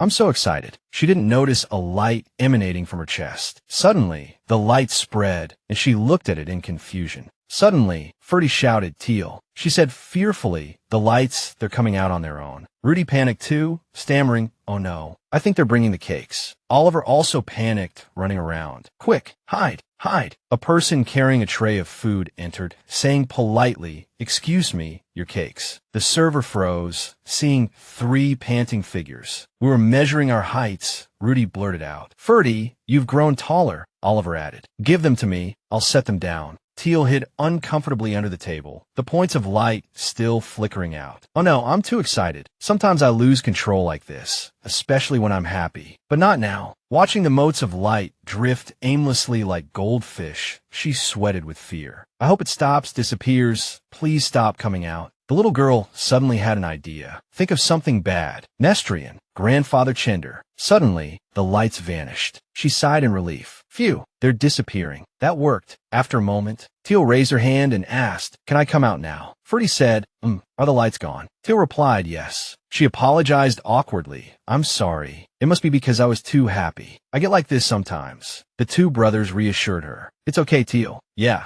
even if you make a mistake, we'll help you fix it, so don't worry. Oliver added cheerfully. That means you were really happy, right? Success. No one else is coming in, so eat without worry. Hearing this, Thiel walked over happily, a smile playing on her lips. She sat down in a chair, and suddenly, the golden lights reappeared. Everyone watched, and couldn't help but say, there are some little fish so cute. In a brightly lit mansion, a bird carrying a letter flew to a window. A woman's voice called out, a carrier pigeon has arrived. She took the letter and exclaimed in surprise, oh my goodness, it's from creation. Allow me to introduce this messenger bird. It is Lady Estella's carrier pigeon. These are the birds she gifted to the royals and nobles not long ago. Thanks to them, she can be reached wherever she is. Estella, who prefers to travel the world and has no fixed abode, receives requests from nobles through these letters. Estella accepted the letter, astonishment painting her features. "Oh my goodness," she breathed, "His Royal Highness, the Crown Prince, want me to make a dress for a little girl." Pulling out a chair, she sat down to pen a reply, muttering to herself, "He's so young. Could he be in love?" Having finished her response, she entrusted the letter to the carrier pigeon once more. "Thankfully, it's not far," she cooed to the bird. "He must be waiting anxiously. Be quick now. We can't keep an eager young man waiting." The scene shifted. A sudden knock echoed through the room. Oliver reassured himself, "No one will come in before we leave." His words barely left his lips when the door swung open, revealing Andrew Ian. That voice, he declared, Oliver Wolfgang. The sight of him prompted a chorus of greetings. Rudy, Ferdy, and Oliver exclaimed in unison, "Your Royal Highness." Thiel, however, broke the chorus with a familiar Ian. He beamed. "You found the right place." Ferdy, bewildered, questioned, "Why are you here? And what's with that outfit?" Ian doffed his hat. "I came to find Aster Ian," he explained. "They said everyone was here. I couldn't very well walk through the streets in my usual attire, so I threw this on over it." Outside, Cedric, cloaked in a disguise that concealed him from head to toe, eyed the shopkeeper nervously, thinking, "Your Highness, please hurry. The shopkeeper is getting suspicious." Inside, Oliver, arms crossed and brow furrowed, declared, "Sir, today is a special day for my cousin and me. I would appreciate it if you didn't interrupt." Rudy, mirroring Oliver's frown, added, "Aren't you visiting the Astorian mansion a bit too frequently?" Ferdy chimed in, "It must be quite entertaining following us around." Unfazed, Ian retorted, "I haven't changed. You've all become overly sensitive since Thiel arrived." Ferdy bristled at this. "If it happens 3 times," he snapped, "the problem clearly lies with you." As usual, however, Ian had one unwavering ally, Thiel. Her face lit up. "I'm so happy to see Sir Anne, Ian." Ferdy stared at her, dumbfounded. The young girl looked at her brother in confusion. "I thought you and Cousin Oliver didn't like Ian." Thiel's inner thoughts swirled. "Not at all. Ian is very kind and takes good care of me. Plus, he sparkles. There's no reason to dislike him. Everyone should like him." Andrew, Ian, suddenly spoke, "Shouldn't you two be heading back to the academy?" This sparked Oliver's ire. "Oh, it's not time yet," Ian finished, a smug look on his face. "Well then, as it happens, there's an event coming up. Don't worry, go ahead. I'll look after Thiel." Thiel, pointing to herself, wondered me. Uncertainty tinged her voice. "Brother, if you go back to the academy, does that mean I won't see you anymore?" A warm smile spread across Oliver's face. "No, of course not. Whenever you write and say you want to see me, I'll fly back to visit you." Relieved, Thiel clapped her hands. "Then I have to study hard so I can write to you." Oliver suddenly asked, "Thiel, can't you write?" Embarrassment colored the young girl's cheeks. "Not very well," she admitted. "They tried to teach me when I was 6 back in Nestrian." She remembered Zira's reluctance to teach her properly, believing she could never be as brilliant as Lehen. Grandfather Chinder often scolded Zira for it. Hearing this, Oliver and Rudy brightened. "Well then," Oliver declared, "I'll teach you in a much more fun way. You can draw pictures in your letters. Studying is boring." Suddenly, Oliver and Thiel exchanged sympathetic glances towards Rudy. The tension in the room seemed to ease. Ferdy seized the opportunity to ask, "So, Ian, what business do you have here? You can't just show up whenever you please." Ian paused, considering his words. "There are rumors spreading about your sister." Ferdy's eyes widened in alarm. "Rumors," he repeated. Ian continued. "More specifically, rumors about the family concealing the legendary light power and the Leopard clan attempting to reclaim its primal strength." Shock rippled through Oliver. "What?" he exclaimed, his mouth agape. "Only the clan leader and family members know that secret. It's impossible for it to have leaked." His eyes widened, the image of the snow-covered Astorian mansion flashing through his mind. Impossible. The Astorians and Nestrians had always relied on their mysterious light power.